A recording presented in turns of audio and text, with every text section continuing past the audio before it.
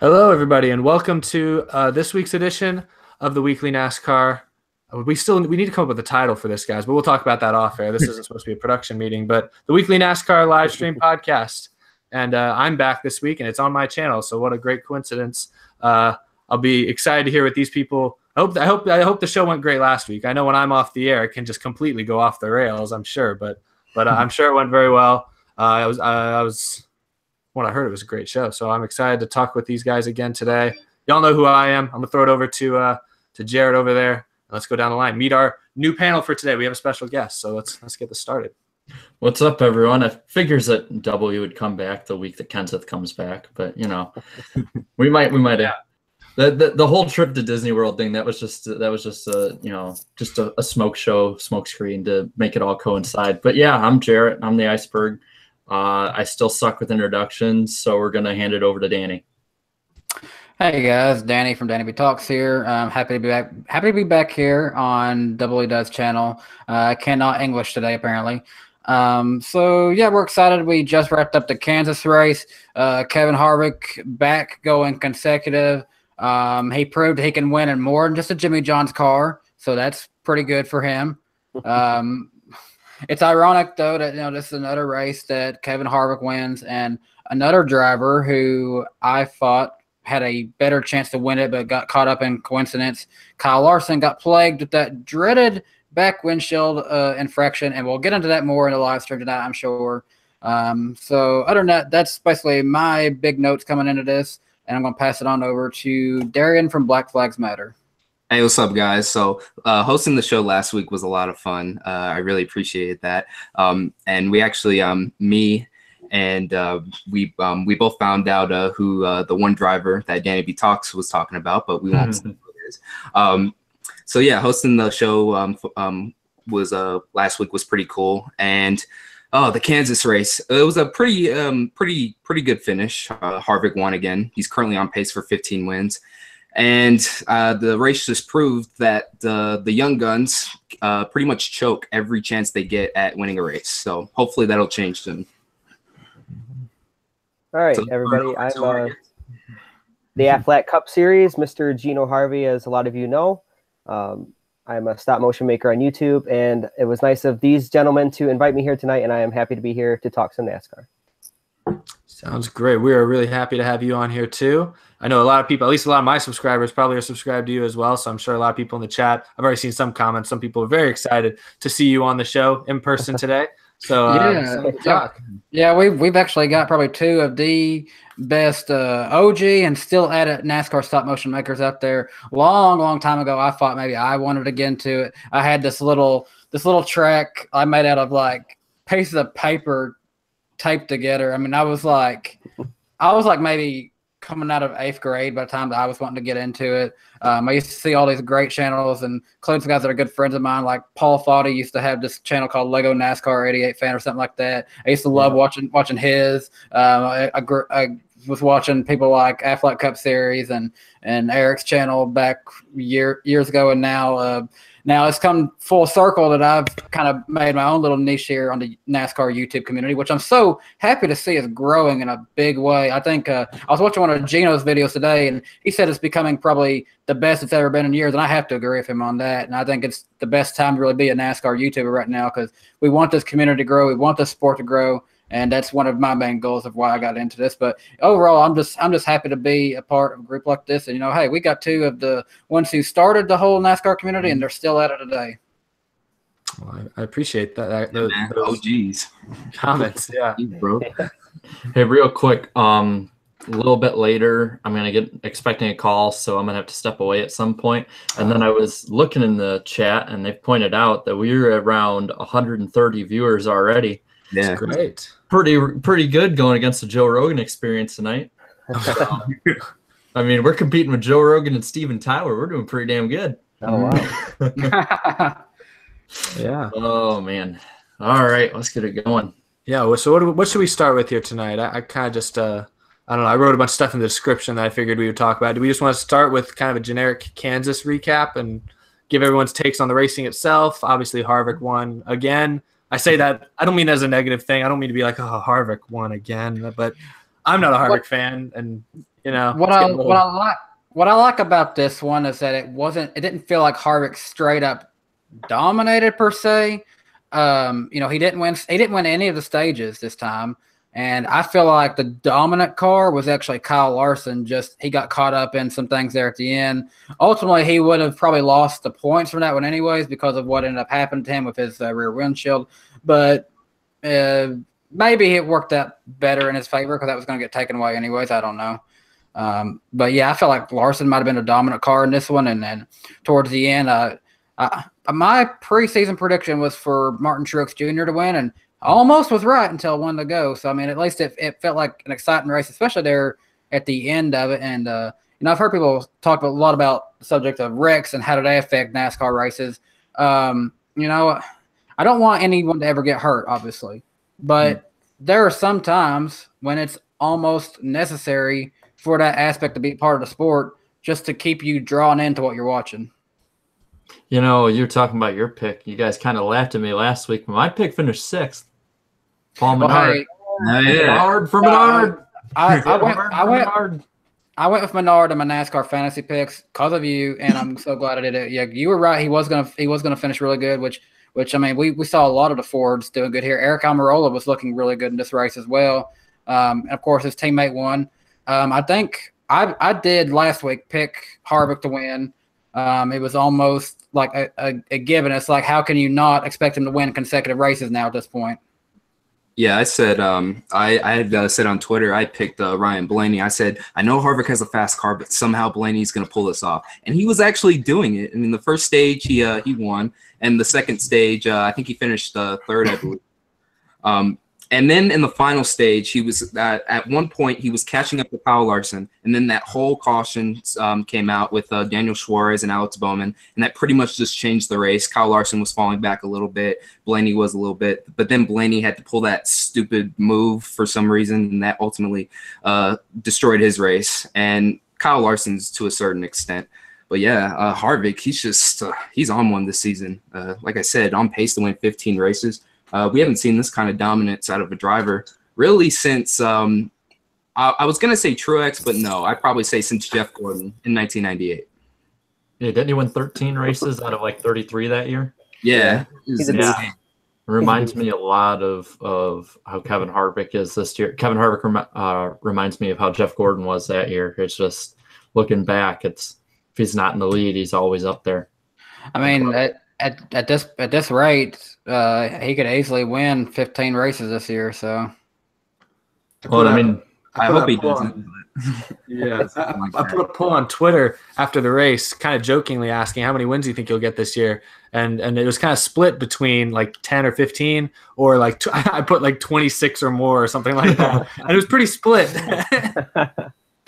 I will say this: I think if it comes down to Homestead and Harvick is not in the final race at Homestead, or he doesn't win the championship this year, much like I thought would happen if Truex had lost last year, I think that would be the big thing to get people to finally be ready to see the playoffs go away entirely. People are already ready, but I think if it happens that he has such a dominant year and doesn't win from his performance, I think it'll be time to change it up. Yeah, I was kind of thinking about that today.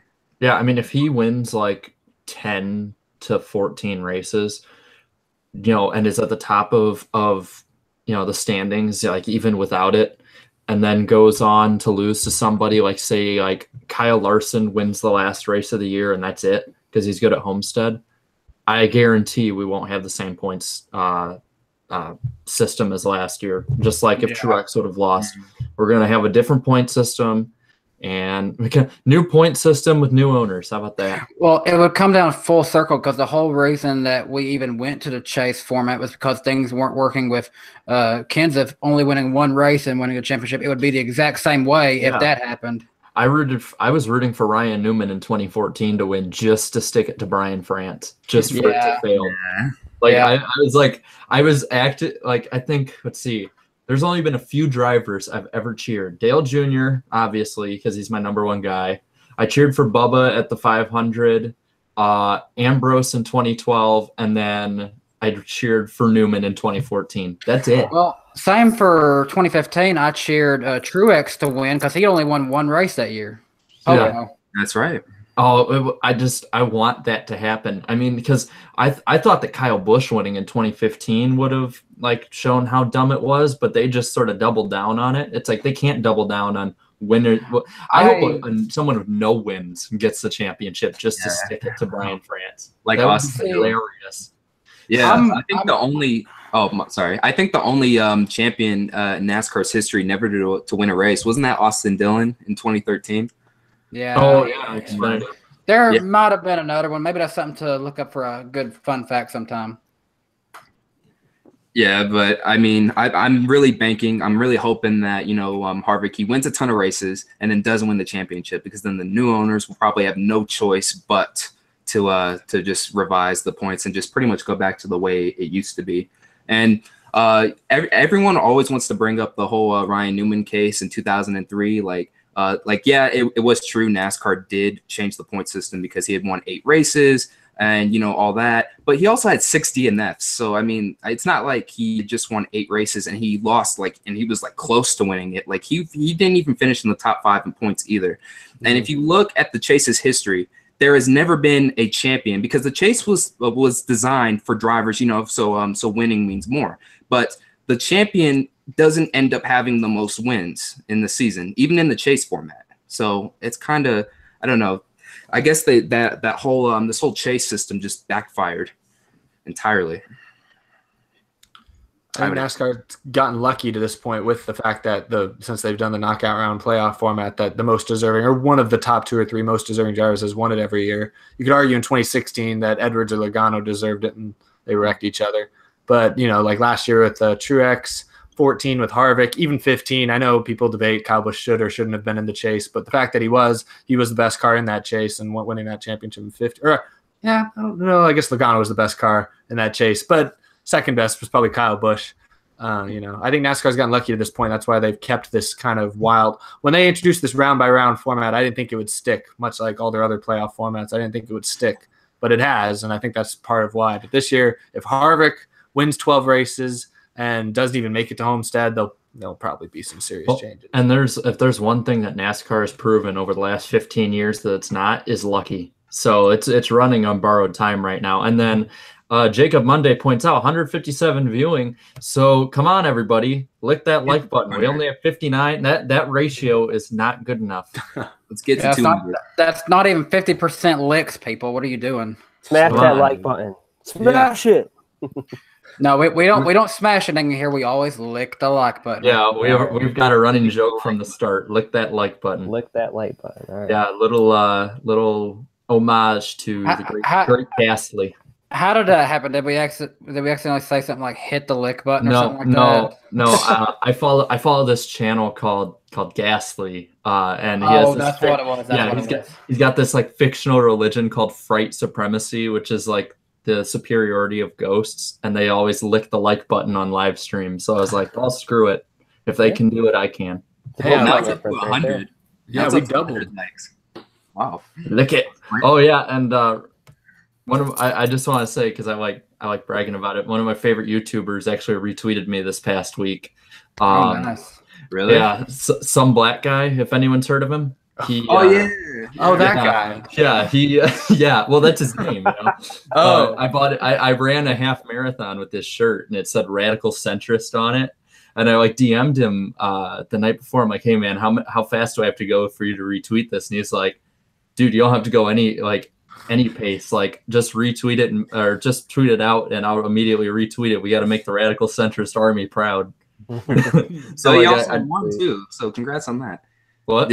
You won your half marathon, didn't you? Oh, my age group. Yeah. I finished 13th overall, and then they handed me a compass that doesn't work. So I feel like I'm Jack Sparrow, because it's this room is facing west, and apparently it's north now. And then I got this glass for finishing first in my age group, and they're like, "Yeah, good job. You can't drink out of that." It's bummer.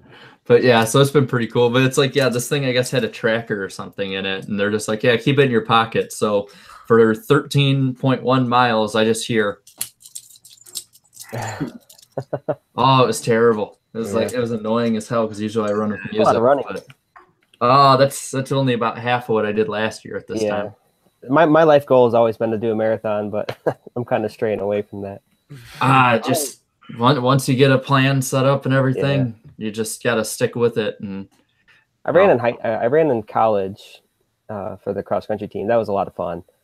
Nice. I think if anybody in this chat, if you're still in high school, junior high, I recommend doing cross country and track and field because you'll have probably the best time of your life. Seriously. Oh yeah, I ran track and cross country in high school too, man. It was awesome. Yeah, I played football too, but I probably had more fun in cross country. Yeah, same. Yeah, the head injuries made it a little less fun for me. So I was like, if I hurt my head in cross country, I might as well just give up. So I'll give that a try. And then I sort of became addicted. I got the runner's high. Speaking of dangerous things to do that could potentially injure your head, I've been looking online here recently, and I'm looking at it right now. I am potentially thinking, as long as I'm able to financially, here in a month exactly, June 16th, Buck Baker's Seat Time Racing School is going to be over at Bristol Motor Speedway. I'm potentially thinking about doing their, like, it's $250 to get 7 laps to ride and 7 laps to drive. I'm potentially thinking about trying that. That'd be fun. Go for it. It'd be a lot of fun. For real. That could be your 7-week vacation right there. Yeah. Or your 7-day vacation. That'd be awesome. I got to do the MIS hot laps where I got to ride along with some driver. That was a lot of fun too. Just seeing the track from, like, obviously I was in the passenger seat, but just seeing like the track and the high banks of Michigan, it was pretty cool. I would definitely recommend, especially going to Bristol. Now Bristol would be a sweet track to ride along at. What year did you go to Michigan by chance? I went last July. Oh, okay. Yeah, I've went. It's sort of like hit or miss for me because I always did the Father's Day race in 06, 7, 11, 12, 13. 6. Oh, you meant like the actual Michigan race? Yeah. Oh yeah. I go every year pretty much. Really? I live like an hour from the track, so. Oh, sweet. Yeah. I'm like again, not anything set in stone just yet, but I was thinking about going to the August race. Oh, sweet, man. So, come on up, everybody. Yeah, we just get a bunch of people to meet up there. Michigan, the races are always hit and miss. Usually the leader, it's just like, because we talk about it a lot, it's kind of like just the aero package they have now. You guys probably see it on TV. Once the driver hits the lead, they're gone. Especially that 2015 August race where Kenseth just dominated. That race is. I know, Eric, you like that race, but honestly, I was bored. I was very bored. I didn't mind the aero package that weekend. Yeah. I'll say this about Michigan: if this restrictor plate package works for the All-Star race this weekend, I would be in favor of seeing something like that for a track like Michigan. Yeah, sure. Test it out. I mean, this is basically, I saw a real Radman tweet this out. It's like you're basically throwing the kitchen sink at NASCAR right now with this.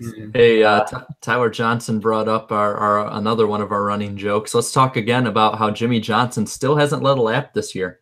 Still blows my mind. Zero, man. And man, it's not looking good for my boys. And keep in mind, if Johnson does lead in the All-Star race, that I don't know if that really counts because that's just an exhibition. If it didn't count for Junior winning the shootout, it does as a win. It doesn't count for Johnson leading a lap, which I doubt he will. Like if he can't be the dominant car at Dover or Bristol, even though he was up there, it's still. I mean, even Martinsville. He'll be lucky to get inside the top 10. I'll say that. He'll probably be running like top 15. He'll feel like at some point during the year, it's like, Chad, we're almost a lap down. Fuck it. Let's just go and lead a lap so they can stop talking about it. I mean, what's sad is he is the only Hendrick driver that hasn't led laps. Like all of the Hendrick drivers have at least have led some laps this year. Yeah, I think average Bowman has led the most laps. Yeah, Bowman has led them. He's led the most.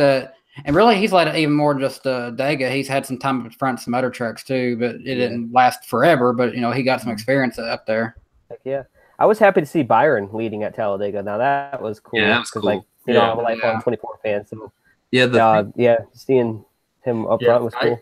I definitely like over time, like, because it's at first when I was like 7 to about probably 12 or 13, I just hated Gordon just because he was he's the evil empire is how I put it in one of my He's the videos. Jimmie Johnson, he's the Kevin Harvick, the Kyle Busch, that's what he was. But Yeah, I'll admit when respect what I was watching, especially like because I was at his last win and it was just I'm so jealous. I had to take it all in, man. It was like because it's like I won't say that I was like jumping up and down cheering, but that place because like I also was at the race Junior one at Michigan, right? And that was amazing, man. Those two races like are about the same when it came to the crowd size and how loud it was. I think the 3 loudest times I've ever been in a NASCAR crowd that you could hear it over the cars was Junior winning in 2012, Gordon winning that race in 2015, and then that same race, Kenseth taking out Logano. Like, thank you, Eric. I love your driver for that moment. Honestly, I'll be honest. I think Gordon was going to run second or third without Kenseth. Yeah. Well, and where did I put it? Here, I have it. I actually have a picture in my room. How do you deal with a jerk? You take him out. My grandpa printed that out for me. He's like, "You want it? I can make a bunch of copies." Yes, right there it is. Beautiful. Wait, I gotta take the hood off. Hold on. This looks a little closer. How it looks. There we go. There we go. Hey, no joke. The other day I was looking on a diecast group on Facebook. Someone actually made really good custom versions of both the cars wrecked from that. That's hilarious. And people don't remember. What people don't remember is that, like, and you could see it from the stands, is that Joey Logano's dad went after Matt Kenseth, and Joey Logano's crew chief basically had to tackle him to the ground. So, like, for the next week, I remember on just like a little rumblings on Twitter, like, should family not be allowed in the garage area? ? And it's like, just Tom Logano. Nobody likes him.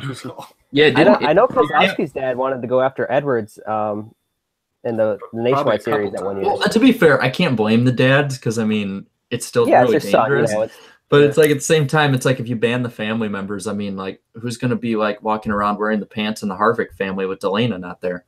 Yeah, I remember, and it was an IndyCar race at Watkins Glen. I think it was Tony Kanaan. Or no, Sam Hornish Jr.'s dad went after Tony Kanaan or something like that. And then I think Tony Kanaan just pushed him to the ground. So that's pretty funny. Classic dad fights. That's great. Oh, man. Well, it's like nowadays it could be just the old drivers we used to love. Yeah. It's like basically all of them. It's like they're breeding like guppies. So anyone, I hadn't heard that one before. not with each other. I mean, come on. No. Oh, man. Well, Danica's gone, so. Right. Yeah. Spinhouse couldn't hold on long enough. Oh, I don't blame him. Well, I mean, I'm a Viking fan, so like I think she got the bad end of the stick with Aaron Rodgers. Yeah, so like I said, he starts just running into shit randomly. You know where he got it from. They need to star in those State Farm commercials together. It would be perfect to have Danica Patrick in it. Yeah, she always crashes the car and he has to call them. That would be State Farm. Oh my, dude! I can already imagine. Somebody should make that. I just imagine that's sexist, Ray. And it's like it's not if it's true. I saw the Indy 500 practice started this week, and I know they were streaming it. I didn't watch any, but I gotta say I'm rooting for Danica Patrick. I hope she wins. Honestly, I would like it if she would win. It'd just be such a funny story to talk about. Okay. Even realistically, she might not win, but I do hope she gets a top 5. To be honest with you, I think a top 5 or top 10 is realistic. Yeah. Winning's probably not realistic, but a top 10 maybe is. Yeah, I want to run this past you guys really quick. I'm thinking, how about after that weekend? And I don't know if we can all like catch them all, but if we reviewed the 600, Indy 500, and Monaco, just as like sort of a special, just like a one-off thing, to see how it goes. Well, y'all can talk all about the Indy races in Monaco because I'll be right there in Charlotte. So Yeah. Sally Sears says NASCAR and IndyCar are garbage. And why the fuck are you here? Don't leave, Sally. Savage. Oh, okay. She says F1 is beast. I think you're on the wrong stream, Sally. I can't stand people like that, man. Check back in 2 weeks. It's all racing. It's all good. Just trolling. Trolling. Under the bridge they go. Oh, and people keep bringing up the emotions of Paul Menard. I'm not going to show the damn shirt until somebody buys it. No one's buying a shirt yet. I was like, yeah. I'm like, I think I was sending DMs like a few weeks ago. I'm like, I have faith in our fans. One of them will buy it. And I'll be able to show them on a video. And it's like, I checked in today. I'm like, yeah, I haven't checked in a few weeks. Well, Jared, here's a serious question. Have you bought a shirt so you can wear it? Yeah. Not yet. I guess I bought this one. If you don't believe in your own shirt, how can other people believe in it? Oh my gosh. Wait, should I present myself? Jared, say we need you to get the shirt so you can show everybody, and then your sales will go up. I don't know. It doesn't work for me. I wear my Out of the Groove T-shirt every other episode. Yeah, I've got a DannyBTalks shirt, and I wear it from time to time. And I've only sold one shirt, and that was the one I bought for myself. I need to start making my own shirt. I should try to think of funnier shirts. I don't have any funny shirts. Well, based on what we've just told you, it might not be worth the damn effort. Yeah. I'll get taken to court if I make a shirt of mine. Patrick, my name is not Jared. My name is Jarrett, like the driver, except with one less R and one less T. Dale. Well, I like to save ink in this family, and my channel is called the Iceberg. So, thank you, Patrick. Though it is the Iceberg. Oh, AB68. Yeah, and by the way, me and AB68 in the chat, that was fun. We're just a little back and forth. But yes, my beard is growing back.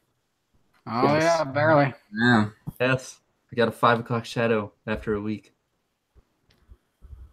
Silence. So, what should we talk about next? What did you guys think of Larson's penalty? Same penalty we've been seeing all year. See, I think this is a NASCAR problem. I think it's a NASCAR problem. It's starting to look like a NASCAR problem to me. I mean, that doesn't give you an advantage, does it? Like just having the win. Here's the thing. Something is going on that just keeps happening way too much, and I think it's. I know I read something that NASCAR was going to put a much bigger penalty if it keeps happening, and maybe that's appropriate because I mean it's getting ridiculous. How many times has this happened this year? We never saw this last year. Now it's happened a bunch, and it's not like anything should have changed in the cars that would have made this happen more often. I think it is an intentional area of the car that people are skirting the edge on, but I don't think they're intentionally breaking the rules. I know like Kyle Larson after the race was trying to claim it was all because of the wreck damage. I think that was kind of a bad move on his part, kind of drawing so much light to it. But Jeff Gordon pointed out during the broadcast that he saw it happening. So see, that's what I mean. A lot of people, I didn't really notice it, but people then I saw other people going back and saying, "No, here it is." Early in the race. Yeah, I specifically remembered when Jeff Gordon pointed it out, and I was like, "Oh yeah, there it is." Yeah, so it's I'm okay with penalties since at least they're consistent for the most part. They've been pretty much all like 20 points, $50,000 suspension, and it's just kind of it's annoying that it keeps happening, but I'm not gonna like throw it all on NASCAR as a sanctioning body. I think what people have been screaming about for years is consistency, and like we did see that incident earlier this year with the uncontrolled tire where I think it was Jimmie Johnson didn't get hit for a penalty when he should have, and people lit up social media like, why did you not do this? So at least NASCAR is being fairly consistent. It's annoying that it keeps happening. It's like I don't like when there's tons of fouls in an NBA game. It gets boring. It's slow. But if they keep fouling, the NBA has to call them. And so NASCAR's it just is what it is. But yeah, I hope it stops. Because I was excited. Kyle Larson had a good day. He was the only Chevy car that really looked good. So I was excited. I was feeling it. I was like, ooh, I thought he was going to win. And then when he didn't, I was kind of depressed. But then I was more depressed when he gets busted with this penalty. So I just, I hope it stops sooner or later. Mm-hmm. Yep. Yeah. Awkward silence. Awkward silence. Oh, sorry. I think it's just kind of happening. I mean, Harvick got busted for it, but Harvick's still killing it. I mean, I think they're just trying. Every crew chief's going to push it to the edge, and I think if it snaps, it snaps. I mean, they know they're going to get caught. It's on TV. It's obvious. So I think it's just crew chiefs trying to get the most they can out of their cars and just crossing the line sometimes. Do you guys want me to read off really quick what the points are, like we do each week, just to see what it is after? I like to hear the surprises where I'm like, oh, I didn't know he was 9th, you know? Yeah. All right. So Dylan's like 19th. looking through now, ESPN always puts people with wins first. So Kevin Harvick obviously is first. He is a win? Yeah. Yeah. Kyle Busch is second with 3, and then these guys have 1. Joey Logano in 3rd, Clint Bowyer in 4th. Truex is actually ranks behind Clint Bowyer in the actual point standings, even without wins. Yeah. And then Austin Dillon is the 6th and final winner. And then we got points. Keselowski, Kurt Busch, Denny Hamlin, and Ryan Blaney close out the top 10. 11th is Eric Almirola, and he's almost 80 points ahead of the cutoff. Kyle Larson now is 12th. Jimmie Johnson is 13th. That's surprising. Because this system sucks and rewards you for how you do during a race and not really how you finish a race. I mean, you can promotes mediocrity. You can finish 22nd in a race now and get more points than the winner. Yeah, I know. It's just it's insane. It's so dumb, it's stupid. Then Eric Jones is 14th. He is 20 points up. Alex Bowman dropped to 15th. He is now 6 points above the cutoff. And Chase Elliott is the last one in. He is +1 at the cutoff. So Hendrick, they are struggling, but you have to remember they have 3 of their 4 cars in the playoffs right now. So everybody sucks. That's a song I keep playing in my head. Everybody sucks. I mean, this year. By all means, if something changes over the summer and Hendrick gets their act together and they scoot by and get 3 cars in the playoffs, they could come back with the way the system does work. Yeah, I think they'll get all 4. William Byron, he was in there for a little bit. He'll get back. So the guys outside right now, Spinhouse, he is 1 point out. And then 23 out is Daniel Suarez. Paul Menard is 26 out. And then, let's see, Byron is 20th. Newman, 21st. Bubba Wallace, he's 59 out in 22nd. 66 out in 23rd is AJ Allmendinger. McMurray, he is 72 out, I think. Math, I'm bad at math, so I might be wrong. David Reagan is 25th. In points. Chris Buescher, 26th. 27th is Casey Kane. Michael Flip Dowell is 28th. D Burrito, 29th. And Kamikaze's favorite guy in the world, Ty Dillon, is 30th. And, he's even with him being out a week, he is only 3 points over Trevor Bayne.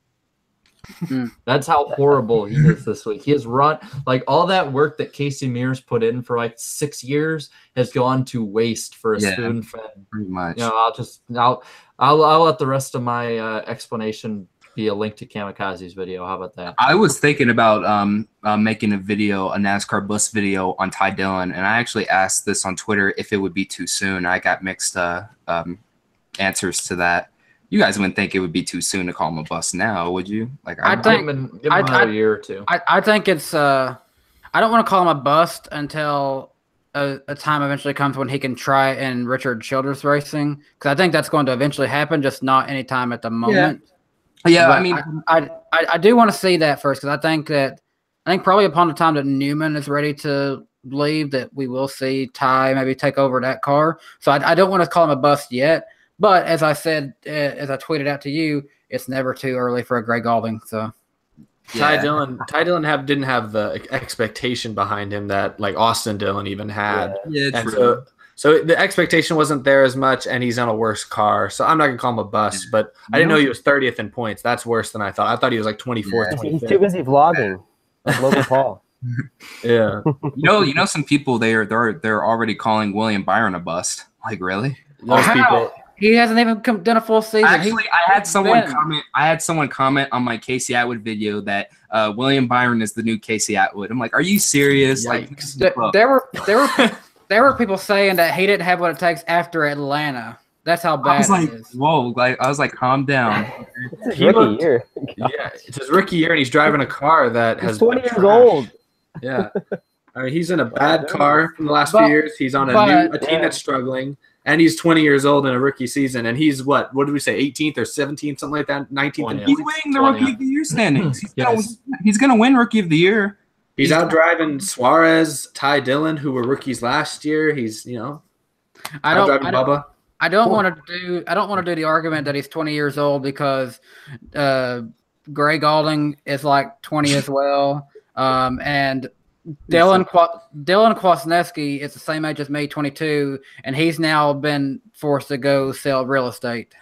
Raw What? Gator, I think, says it right. William Byron is in poor equipment. The team has declined, so you can't really fault him. And I think I think that's the thing. mediocre equipment right now, not poor. Yeah.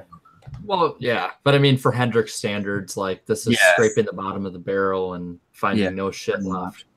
Like I think this has been the worst span of years for Hendrick since they started. I have no recollection of Hendrick being like this bad starting out. But I mean, I've seen drivers be this bad, but I haven't seen I think I got to say the worst year I could remember was 2010 because Gordon was winless, Martin didn't make the chase and was winless. And Junior was in the middle of a winless streak. And then Johnson looked like Johnson won it all, but he looked like shit. That was Hamlin's year, and Hamlin choked. Yeah, Hamlin choked really. He spun out like on lap 20 of the finale race. Well, and Mike Ford calling how they've won it at Texas, and then he makes the dumbest call to pit at Phoenix when they had the win. Oh, it's just save a little. Stupid. You're so far ahead. Save a little fuel, and you've got where he finished at Homestead. He still would have beat Johnson. Definitely, but I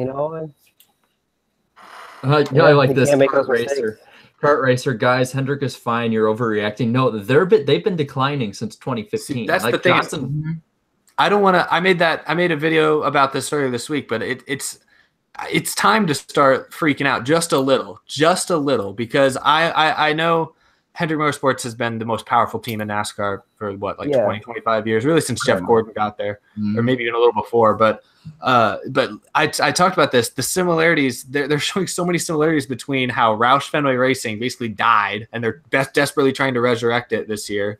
It's too many similarities. Roush Fenway Racing, over the course of 2 years, got rid of Matt Kenseth and Carl Edwards, who were basically the two most successful drivers on that team from the early 2000s through 2013, 2014. And they got rid of the two of them. And they replaced them with two young drivers, Ricky Stenhouse, who won 2 championships, so we thought he was going to be good, but he had a reputation for wrecking race cars, and that's what he did. And then they put Trevor Bayne in the car, and Trevor Bayne, he'd won one big race and done nothing since.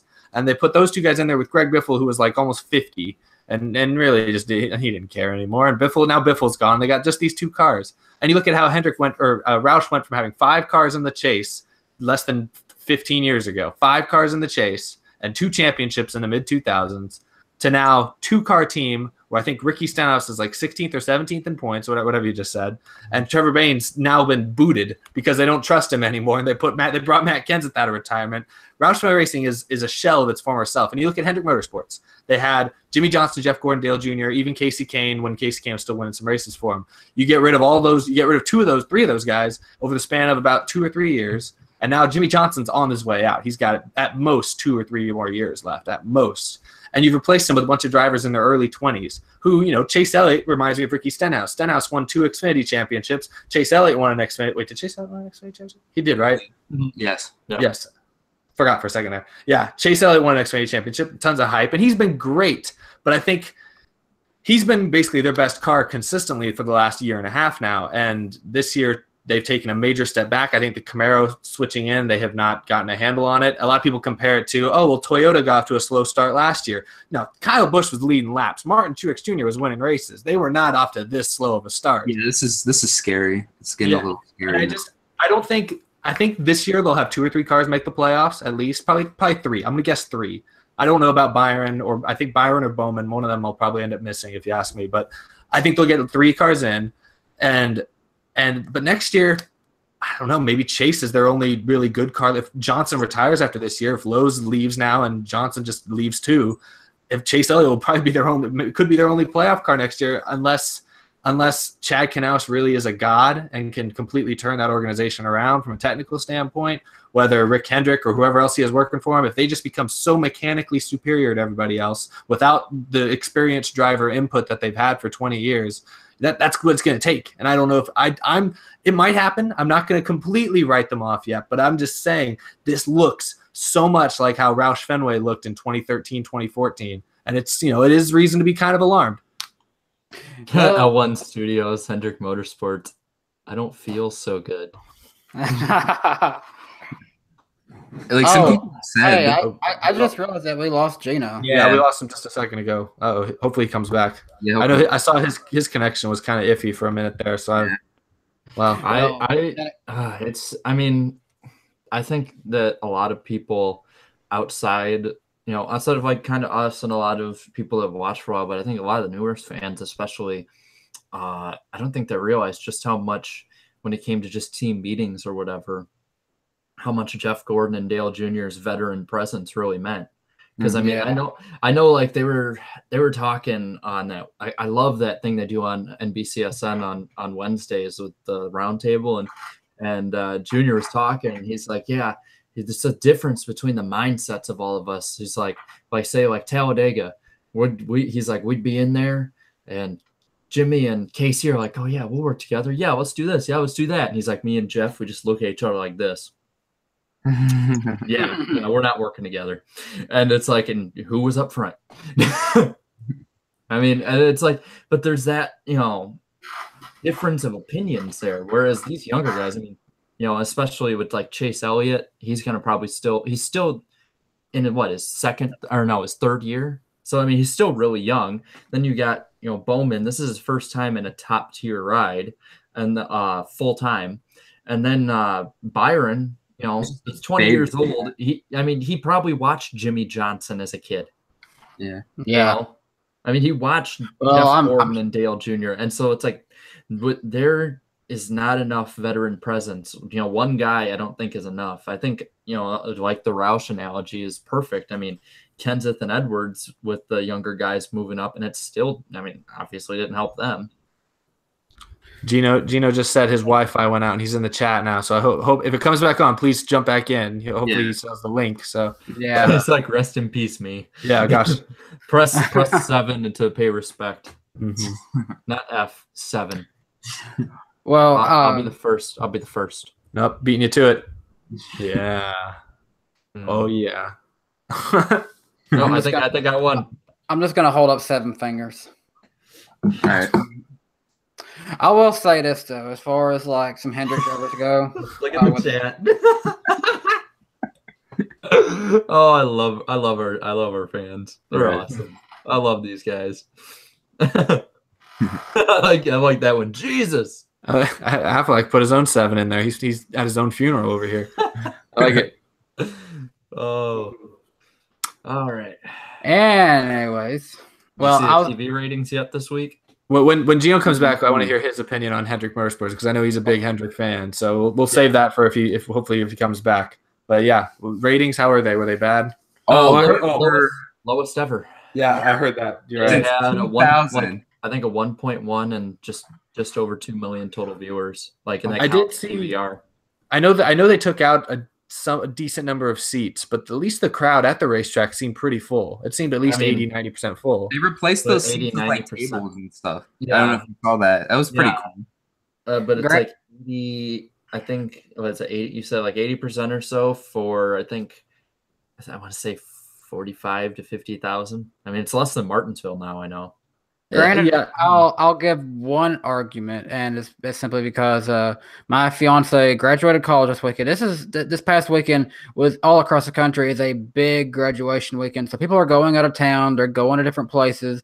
And in the case of us, we watched the race a bunch of people more on one television. So I watched 10 laps and a recap after. I took my cousin and brother to Infinity War instead because I knew it would be more entertaining. And I don't even like Marvel movies. I don't like Marvel movies, and I found that more entertaining.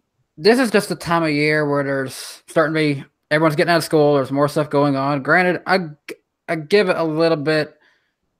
Yeah, I'm not surprised that it's dropped that much significantly. And historically, this is the part of the season where NASCAR starts to dip. I mean, the summer months, as much as NASCAR is known for being a summer sport, the ratings are highest. It's almost like an upside down bell curve. Like it's highest with Daytona and then slowly fades off. And then right at the end of the season, when it's put on NBC a lot, it goes up.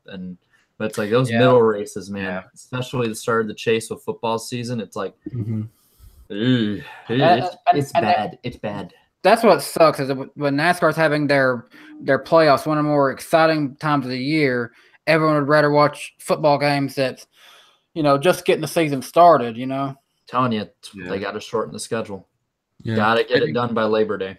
I think it does help. Kansas isn't exactly a huge draw of a track either, so it's not, like we saw, Talladega sold a lot of tickets and did well. Even though they put billions and billions of commercials in there. NASCAR can still, they have a few key crown jewel races, Daytonas and Talladegas and maybe the Bristols or Martinsvilles here and there, where they still draw in solid numbers. Probably not as much as they used to, definitely, but still solid numbers. But Kansas is not one of them. And that's why, when we've talked earlier in the season about tracks we'd like to see switched with something else. Kansas comes up as one. Texas comes up as one. Las Vegas comes up. These are tracks. Y'all just got an extra one. I don't really know why, but it's all we need. Another cookie cutter track in the chase. I like the one. I like the one Vegas date early in the year. It got me feeling good. But I've always liked that race, and I think with the reconfiguration, other than the last few years, the racing has improved from what it was before. Before that flat, it was configuration. It's like same with Homestead. I think I might be in the minority here, but I actually find Homestead to be pretty entertaining, especially when they get it hooked up around the high side, because seeing these people like. Especially watching Kyle Larson race there. Yeah. It's pretty fun. It really opened my eyes in 2011 with the Stuart Edwards stuff. And then being a junior fan, seeing how he was like just rim riding in 2013. And then 14, it was like, oh, this is a really good race. And once Larson got on the scene, it's like, man, I am looking forward to Homestead every year. And I don't give a shit about the championship. I just like the racing. Oh, hey, he's back. The prodigal son has returned. Yes. Oh my God, that was so annoying and so embarrassing. I saw you put. Forget that ever happened. I saw you put one of the 107s. Hey, we don't have to hit 7 no more. Hit 8 because he's back. Yeah. Hit 8. There we go. I'm first again. Guys, y'all got that? There's like a 10-second delay. I know. Yeah. All right, I'm like Jeff Gordon. I retire, then I come back for a little bit. And now we're gonna see a here we go. There we go. I love it. See, I'm gonna love when people watch on when they watch on the computer on the app and they just see like they just get like a bunch of AIDS. They'll not be paying it, and then we got Crash B with 69. Yeah, of course. Yes. Oh, wow, I got another one, guys. I got another one. 420. How about that? Oh, Blazer. Gosh. Hey, I thought of something funnier than 24. What? Let me have it. 25. Oh, we're the generation that was ruined by SpongeBob. This is going off the rails. I want to see if anyone. I want to see if anyone gets the reference to the next one I'm going to put. Let's see. I just realized that would actually make for a pretty good video if you do something like involving Jeff Gordon in 24, maybe Casey Mears in 25 or something like that. You get that one? I got it. Okay. All right. Good. Probably my favorite NASCAR commercial of all time. Yeah. That one and the forgotten lipstick one I love. It's like you forgot something. This isn't mine. And he just drives back. I just love his face. It's like I showed that in my class, right? Because like every Wednesday. It's funny. It's always Wednesdays. Every Wednesday, we would show funny YouTube videos or something. I'm like, I swear, I know it's a Budweiser commercial because I was in a Catholic school. I'm like, I swear, it's a Budweiser commercial, but it's funny. Yeah. And I show it, and literally all I get is one guy in the back. That's it. Everyone's like, that was boring. I'm like, what the? And they're like, let's go back to the cat videos. I'm like, this is freaking normies. This is gold. Man, you're just idiots, man. It's gold. I won't show you Michael Waltrip going to the wrong track. See, now we're going to go off on a tangent about like our favorite classic NASCAR commercials. And then it's like, what was the subject again? Horrible TV ratings. Back to the commercials. Yeah. We hate commercials unless it's nostalgic. Speaking of nostalgic, did you guys see Matt Kenseth's scheme for this weekend? Beautiful. Yeah, it looks pretty good. Yep, it's gonna look good running in like 22nd, but Oh, I think there's only 21 man. cars in the race, right? Isn't there? oh no, well that's Come how on. bad. That's how bad. That Oh, team I see. He'll get 7. That's how bad he's gonna do. He'll be up in Gets his own- 17. I'm desperate for this whole restrictor plate package to really create like a Daytona draft. That's Matt's only chance. Yeah, watch Yeah. Kenseth win this and like shoving everyone's faces. No, here's what it's going to be. Watch us just a single file line around the high side. Oh the yeah, whole time. yeah. I worry about that. I worry They're about gonna that be a lot. they're gonna be like this restrictor plate package is so great. I'm just Larry Mack here. It's gonna be so great, and then this is gonna happen, and then oh look at that. There he goes. He's There got they no go. hemp. It's like watching Kyle Busch up there. We might as well call him the Pied Piper. And then Darrell Waltrip will go into there he goes. What? I watched the man for almost over 13 years, and he's that's what he did. He's on the like. There was one point where my dad's like, "Hey, Jared, I don't want to be an asshole, but is Darrell Waltrip an alcoholic?" and then I started listening, and he's just like, "Yeah, Junior there," and it's like, "Damn, Darrell, For years. your hair wet and you fell off the wagon with it." For years growing up, my mom would come in the room and she would hear Larry McReynolds talk, and she'd just yell from the back of the room, "They're a bunch of hicks." I'd be like, Well, all right. Well, what do I'm you gonna think? show He's from you my Alabama. trans to the race. Yeah. They talk like this. There's with about 15 laps to go, you'll see a caution. Based on the trends, we got one more caution left. Perfect. That's pretty Based good. on my trend book, little I Larry. miss him in the booth. Yeah, I I'd do. rather like get Darrell out of there. We have a driver already with Gordon, and Yeah. we can just have Larry Mack there. Or So is have NBC going to be doing West. 4 drivers or 4 commentators in the booth? I think Burton's gonna be like with Kyle Petty and them. I think they're sort of gonna have them like how Fox's NFL coverage does before the game. Sorry, I don't like Jeff Burton. You got $2, yeah. man. Well, Oh, thanks, Flying Gator. Wow, I always forget about that. I haven't streamed in like 2 weeks, so I'm kind of rusty. when we yeah. go to Bristol in 2019, you need to buy us all little bubblegum pops now. No. with that. You got it. You got it. Kenseth about to win. Bane steals a car to crash him. I would cry, but that would be pretty dramatic. Give me a lot to talk about next week. Yeah.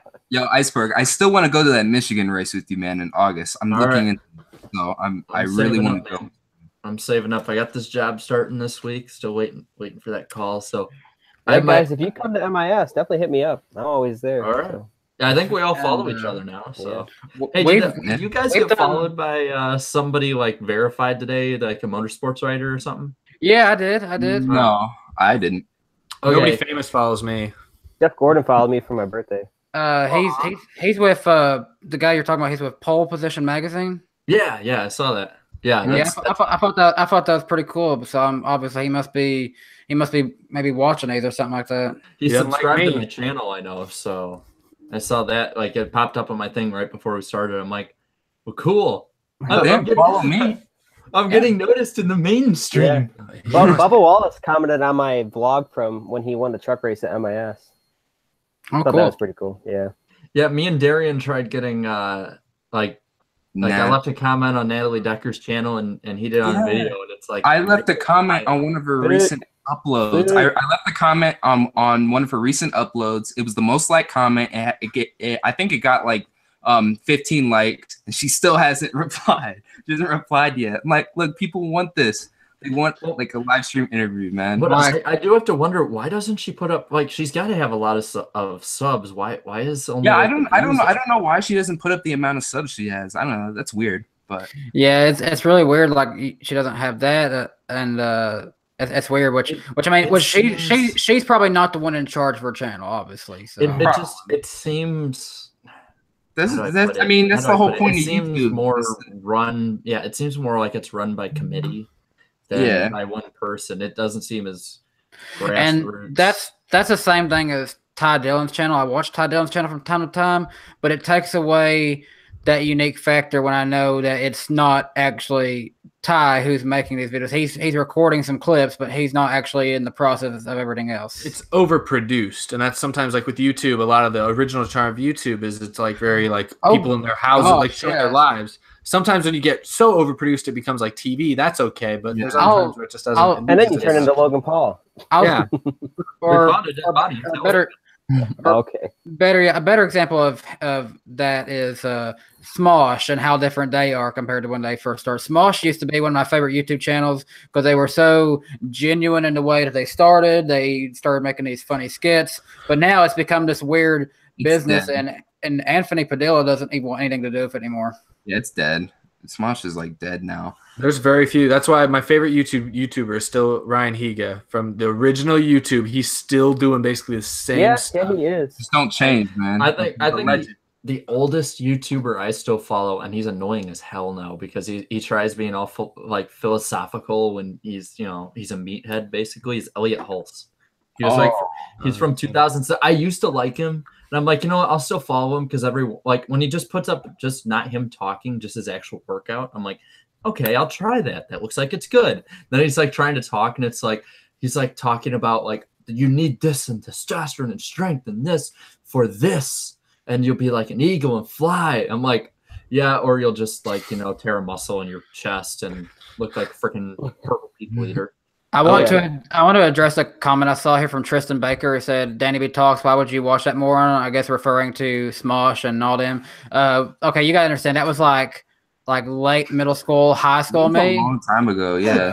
Flying Gator put NASCAR ratings found dead in Talladega infield. I'm going to point that out. That's right next to Smosh's YouTube channel. Someone said Ty Dillon sub to Jake Paul. Why am I not surprised? Doesn't subscribe me. Words are hard. It's falling apart. If everybody watches Keemstar, I have a love-hate relationship with Keemstar because then I watched the iDubbbz. He roasted the hell out of Keemstar. See, on one hand, I like Keemstar because he's like just straight to the point, and he can just even though he's an asshole about it, still like listen, like about the whole like monetization being changed. He's like, and he put it pretty bluntly. He's like, listen, if you have 100 subs and you put like a video like a year, you're not making money anyway, so shut the fuck up. Like, and I was like, good point. And he's like, you really want to make money? Like, work hard at it. And this is like, in December, and that's like New Year's resolution. I'm gonna be on YouTube more. Yeah. I'm like, thank you. But then another $2. But then at the other hand, he like defended Daddy of Five, and I'm like, okay, no, I can't support that. Thank you so much, the Bombetto. He's got a question for us. Yeah, this was a great question. So, favorite race from your childhood? Yeah. Oh, okay. Well, how about we do two separate things with that? One race that we've been at, and one race that we haven't been at. Well, I have in childhood, like 12 on down. I haven't been to very many. I've been to a lot of Texas races. I haven't been to a whole lot of classic finishes. But my favorite race, at least my favorite finish, was the 2012 Talladega Fall race when Kenseth wins and literally everybody but like Jeff Gordon, Kyle Busch wreck behind him. I remember Gordon got through there, and he was actually in the back in the championship hunt thanks to that wreck. But sadly, 2012 was a good year. I mean, it was unfortunate because I think Junior got injured in that wreck, and Stewart got concussion. Johnson was riding on the door. Yeah, they got up to like 80 down pit road. I remember because Johnson's like I was like, oh yeah, he'll just go, and then he got to third gear. I'm like, put the visor down, hope I live, because he had blown the rear tire right behind him. So it's like you see right behind Johnson, you just see the skid marks going by right behind his ass, and it's like, yeah, that thing blows. Johnson's screwed. Yeah, and you could see like Junior, like again being concussed, you get irritable. He looked pissed. He's like, fucking, I'm just fucking going to fucking bed. I just want to go to bed. It's like, screw this shit. Fucking Talladega. Dude, he's like, Casey, can you come pick me up instead? Rick, how's the insurance? I'll say this: Talladega can be fun and it can be stressful. Like I just got Talladega for iRacing the other day, and this week my first race I did it with some friends. I did it in a friend's hosted lobby, And Justin Bonsignor, Whalen Modified Series driver, was in this lobby, so it's pretty cool. He's in some Aflac Cup Series races, by the way. Oh, cool. Yeah. But one of my fans is like, "This is my cousin. I want him in my race." So, sure. Well, that's cool. You got to race with him though. It's awesome. Yeah. Justin was with us, and Justin, we was like 2 laps to go.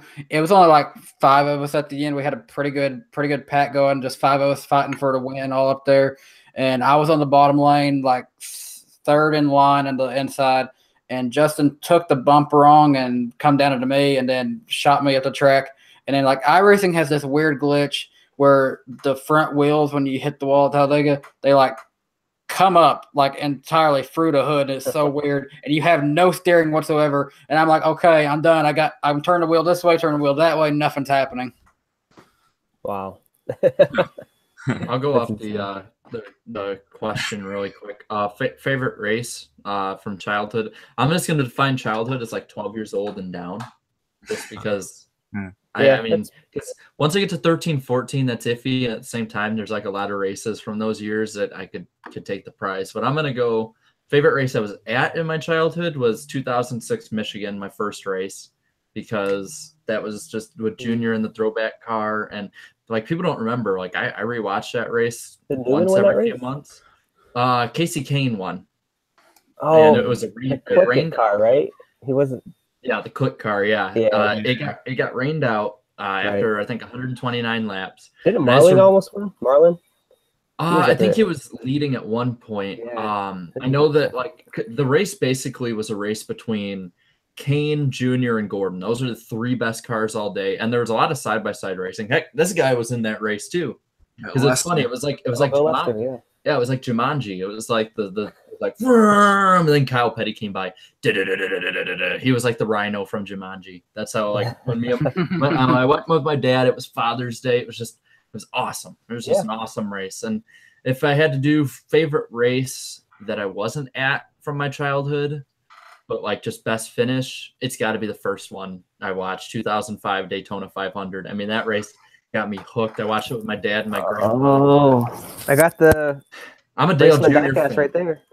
See, I'm a Dale Jr. fan, and I'm admitting that race was just one of the all-time greats, and I can't believe how many people forget about it. Yeah, I don't forget about it, man. I think it's because the year before Junior won, and that one always gets coverage. The year after was like the fog out race where it's just they had all the low cameras, and then the year after that. Right, because it's like after a year or two, you really know if a race is really going to solidify in NASCAR history. And then it's like about 2 years later. Yeah, 2 years later, they had the one with Harvick and Martin.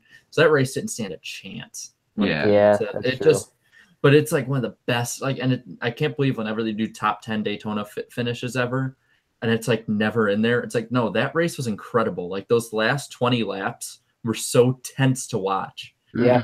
And Gordon was a beast at restrictor plates that year. Yeah, Gordon was awesome. I think that was about the last time really DEI was pretty good because Waltrip was up front until he blew up.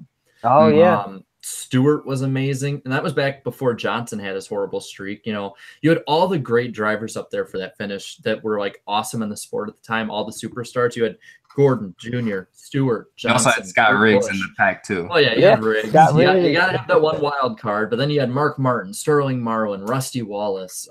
Edwards was nearby. And Kevin LePage got a top 10 that race, too. Hell yeah, man. That tequila car. But, yeah. Let's see. Oh, Caleb Marinelli says, Jared, I was born the day Junior won the 2004 Daytona 500. Good on you. Yeah, nice. Yeah. First ever NASCAR. So he would be 14. Nice. Keep watching the sport, man. Yeah. So I probably have to say my favorite childhood race of all time. Well, I'm a Junior fan, so like I don't know, every one of his wins are automatically up there. So, but I would probably have to say out of Junior's wins, the 04 500 was probably the best one, considering that was the first ever race I watched. And now there was that big one too, and then there wasn't like that many cautions, so it got really spread out. And then like it was all up to just like Junior to try and get past Tony Stewart with like 19 laps to go or 20 to go, something like that. And then he bumps him a little bit. He finally gets past him, and then he goes on to the win. So that really that win really sticks out in my mind. And if I would have to pick a non-Junior win, I'd probably say the fall race at Atlanta in 2004, because that was the week after the whole Hendrick plane crash tragedy. Everyone was pretty down. Mark Martin was leading the whole race, so I figured he was going to win it. And literally all the chase contenders like had a bad race that race. Kurt Busch had an engine problem. Jeff Gordon had problems. And that's the race that lost Junior the championship. Yeah, it looked like it looked right like for a moment that Junior was gonna win. He was gonna or no, he wasn't gonna win, but he was gonna have a good finish. Yeah, he was gonna have a good finish, and he was gonna take over the points lead. But then he got up into Edwards and just hit the inside wall. And I don't know. That's when I noticed Junior Nation was pretty crazy, because everyone blamed Edwards for that one. I was like, what are you talking about? Like, I'm in first grade, and I totally knew that was his fault. He came up into Edwards. And Junior's, I think in a video, you can find it on YouTube, he said that it's his He said it after the race. He said, imagine if Twitter was around back then. Oh my God. Well, because back then NASCAR was just as big as the NFL. So it would have been like trending #1 on Twitter. The 06 Dega finish with Vickers too would have been. Yeah, Junior said about that 2004 Atlanta race that like he was out of the moment, like that, like for the whole chase that up to that point. He's like, I was just racing for points, racing well, racing smart. And he's like, that like 10 laps there is, because like the top 4 were within half a second. I mean, they were going for the win, and he said it's like the biggest regret of his career. Yeah, that moment. Like in hindsight, he lost because he probably would have got around Martin. So he probably would have finished. I think he would have finished second to Johnson that race, because Johnson was just destined to win that race. Yeah. So he would have had 170 points after that race instead of 70. He lost 100 points. So he got 100 there, and then you add the 25 he lost at Talladega, and I think he lost by 123 points. I mean, nah. And even had he not made up that spot, I mean, he was right there. All he needed was like a lap lead at some point in between there. And same with Darlington. He was running top 10 and not. Yeah, that year was probably the ultimate Dale Jr. choke job. Yeah, Junior, he has a piece. He's left a pretty good legacy for the sport. But if he would have won at least one championship, it would be totally different. Then they would put him up with the all-time greats and stuff like that. But so anyways, back to the race. Like Ben Johnson ended up passing Mark Martin for the win, and that was a pretty emotional victory. So that really stands out too. Mm-hmm. Really, that whole 2004 season stands out a lot. For a kid who was watching the sport for like the first time, like every race, that was a pretty good season. I'm glad I came in around that time. Yeah, I still didn't really get a chance to talk about my favorite one from my childhood. I think, strangely enough, one of my favorite ones from childhood was the 2007 Martinsville race, when it come down to just that epic battle between Johnson and Gordon there at the end. I thought, this day and age, you just don't see hard racing like that as much, especially between like teammates. And it's like, that was the first year that they were trying out the car tomorrow. And just really 2007 in general for a year was a good back and forth battle all season between Gordon and Johnson, honestly. Yeah, Gordon, he would have ran away with the title though if there was no chase. He would have won it by Texas. Yeah, if there was no chase. Quick. I'll be back real quick. I need to get some water. My throat's hurting a bit. All right. Gotcha. Drink it in 1 second. Yeah, I had to go plug my laptop in. I realized it was about to die and murder the whole stream. And I was like, oh god. That would have sucked. That would have been bad. We're done. Hey, so I wanted to point out what Incarnation, he said earlier that our stream we have a lot more viewers in this stream than the iRacing stream does right now. Sweet. Wow. Yeah, I think they're doing like a truck stream or something. They only have like 31 last time I checked, and we have over 140. So I know I promised a few people earlier when you went offline, Gino, we were in the middle of talking about Hendrick. Oh, well, hold on 1 second. Thank you again. My gosh, he just gets money. I appreciate it. Thanks for watching. Thanks for watching, Thanks, man. Beto. Yeah. But I told people when you came back, we wanted to hear what you had to say about what you thought about Hendrick this year, because I know you're a Hendrick fan. Yeah, for sure. Yeah, I'll tell that and say my favorite race. But I'll do short and sweet about HMS, because obviously I'm disappointed. I'm taking this year as an L. I know that Chase probably isn't going to get his first win, so I'm just going to probably have to wait till hopefully HMS gets better. But I don't want to necessarily say that just yet. But I don't know. I'm sort of a realist. Maybe like Daytona or like I could see Daytona, but just the way the packages for plate maybe racing, Michigan too. He's been proven that he almost won last year's race, I think, right? I'll be quite honest with you. I expect, obviously it's going to take most of the qualified cars to be in the All-Star race, but I feel like the All-Star Open is going to be pretty fun to watch as a Hendrick fan. Yeah, I looked at the entry list, and I feel like Chase Elliott doesn't win one of the segments. I'm done. I'm deleting my life. I feel like Chase is going to win one of the segments, and I kind of think that when it's going to come down to who's actually the winner, because basically when you win a segment, you just don't care anymore. You just drop out at that point. But I think who's going to actually win it, maybe Alex Bowman on a technicality that he'll be the last of the ones that to not win the stages. I hope Bubba takes one, but it's probably not going to happen. He's driving for Richard Petty, so it's probably not going to happen. I would like draft. They got the restrictor plate package, so it could be in just like maybe Matt DiBenedetto's favor. Honestly, that would be cool. Honestly, I like Debbie. So we could see everybody wreck out, and we got Matt DiBenedetto and AJ Allmendinger and Michael McDowell make it. Greg Galding. No. Yeah, that ain't never gonna happen. So my thoughts on HMS this year is everybody knows that meme where the dog is sitting at the coffee table with flames all around him and says, "This is fine." Yeah. That's HMS this year. This is fine. Yeah. Well, the thing is, we hope it's just this year. Hopefully. I'm praying that it's a learning curve. That's what I'm hoping. That's what it very well could be. It's like, well, he got the pole at Daytona. This is fine. Yeah, using Elliott won a duel. Dylan won the 500. Yeah, go team, go. Yeah. Hey, we won a duel. We mean something. Hey, so really quick, I just want to read this comment. Jared Edwards said, he commented, "I told my girlfriend I was sick so I could stay at home and watch the stream. Priorities." Oh, awesome. Man. I hope she is not watching, boy. Yeah, man. hopefully she's not watching, bro. Oh, but hey, thanks for being on. Yeah, thanks, man. If our parents aren't home, I don't blame you for not watching, though, bud. And I'll give the viewers credit. We have the same number, actually more likes right now than we have viewers. So Sweet. Nice. Good job. Yeah, Great ratio. Thanks for who's sticking around, and if anybody decides to come back, thanks for watching. Yeah. Yeah, man. It's been fun to be on. But we have 6 people who have licked the wrong button. They have licked this like Yeah, it's because I'm here. I usually get about 6 dislikes per video. So. It's all my haters, Is Be it gone with you. Is it because you wrecked Junior this one? Because that's usually causes a few dislikes. Yeah, that's usually whenever it's hilarious because when I wreck Dale Jr., it's about 12 dislikes. But when Dale Jr. wins, it's about 150 dislikes or 150 likes. That is they like that like button big time when Junior wins. I don't get YouTube sometimes because I feel like there are people who subscribe to my channel just to dislike my videos sometimes. And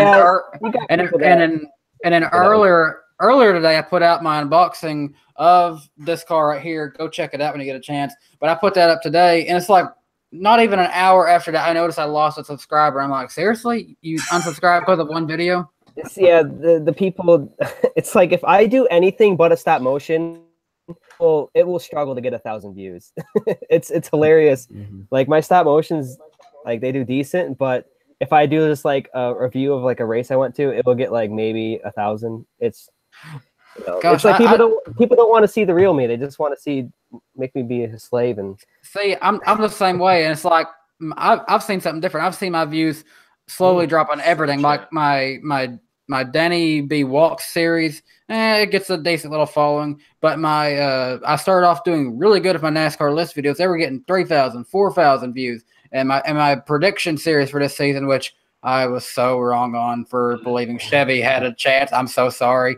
I picked Jimmie Johnson to win the championship this year. Oh, Chase no! Elliott to win Atlanta. Oh, we got a super chat. But I was gonna say thank you so much, Hammy Buck. And the question or whatever, I'm not exactly sure what he's asking. What's the 24-18 splitter style for the All-Star race? Yeah, the splitter's going to be further out, I think, this week. Okay. Yeah. Ooh, okay. 14.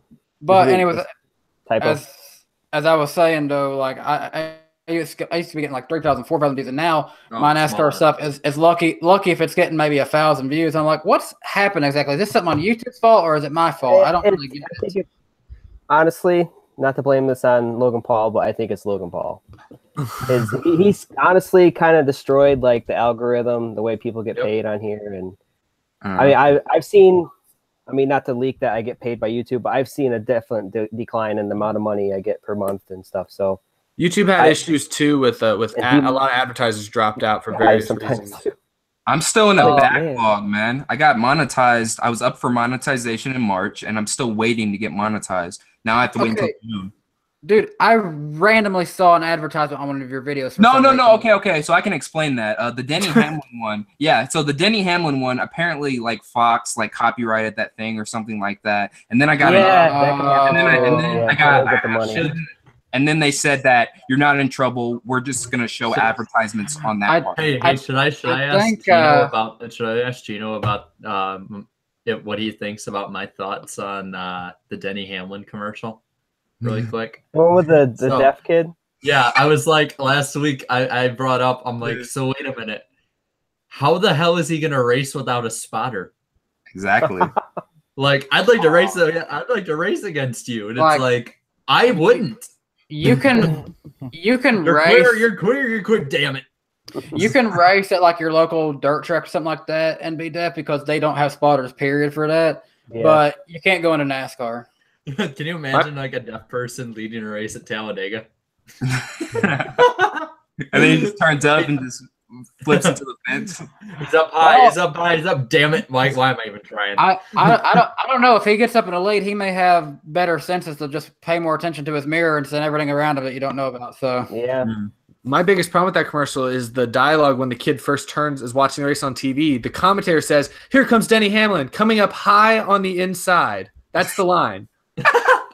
What does that mean? I didn't know that. I didn't notice that. Yeah, and it sounds like he's going for the win too, and it's like turns it off. I'm like, well, you know he's deaf. And also, he like turns off the race on TV, and then goes to the race? No, he was listening on the radio. We're breaking down these commercials pretty hard. Tag Nation says, "Imagine the LePages," and he said, "Imagine he LePages the field." This be like a weekly thing. Gosh, we're making fun of this poor little kid who was casted for that commercial. And I feel so bad. I'm making fun of the writing, actually, the perfectly capable adults that wrote that garbage. That's all I'm making fun of. Yeah, we're making fun of the adults. That's exactly it. Yeah. Yes. Well, it's like who would his biggest rival be then? Oh. A blind Watch it be Denny Hamlin. No, it'll be a blind person. Like Greg Galding. Yeah, he drives like he's blind. He's already blind. Watch, Greg Galdings will be one of our viewers. He's like, I thought someone would like me. Mr. Galding, you're free to come on the podcast in 2 weeks and defend yourself. I'm trying to let's all make videos. Let's all get Ty Dillon on here with Kamikaze. Now that would be some lit. That'd be lit, man. Okay, I want to clarify something. I have nothing personally wrong with Greg Galding. I just have not been a fan of the way he was pushed so fast is all.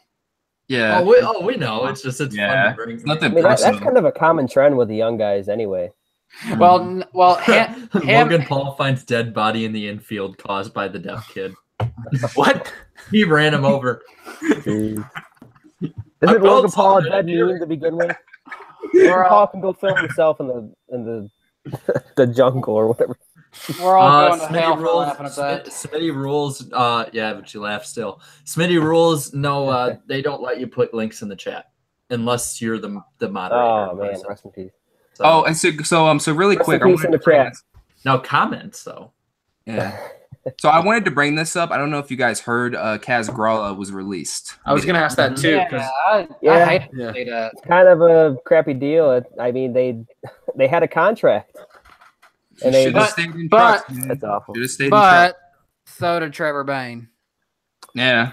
I don't know. Contracts, they don't really matter anymore, do they? It's like if you're not performing, they pretty much like handshake agreements. You can just break them off at any time. That's what I say when I bring up the fact that if there's a good chance Jimmie Johnson can still retire this year because it seems like contracts just don't really matter. Yeah, he has a contract through 2020, but I mean, I think Gordon retired before his contract was up, didn't he? Gordon had a lifetime deal though. yeah, he had a lifetime. Oh, yeah, it's true. Duh. I should He's know still that. under contract. I should know that. I should know that. Yeah, look at Nationwide and DeWalt though. I mean, they were signed longer, and they just Junior and Kenseth. Well, Kenseth got forced out, but Junior left, and it's like Junior left because of circumstances, but. Well, you had when Kenseth the shaft. When Kenseth first went to Gibbs, Home Depot stuck around, even though Logano and Stewart, were both gone. But Home Depot stuck with Kenseth for a couple of years, and then they left. I wouldn't be surprised if DeWalt leaves. They weren't around in a big way though, because there never really was a true Home Depot car for Matt Kenseth. They just ran like a Husky Tool. So yeah, it was still Home Depot. 2014 had that black Home Depot car. Yeah, they had the. Yeah, they did. That was a good one.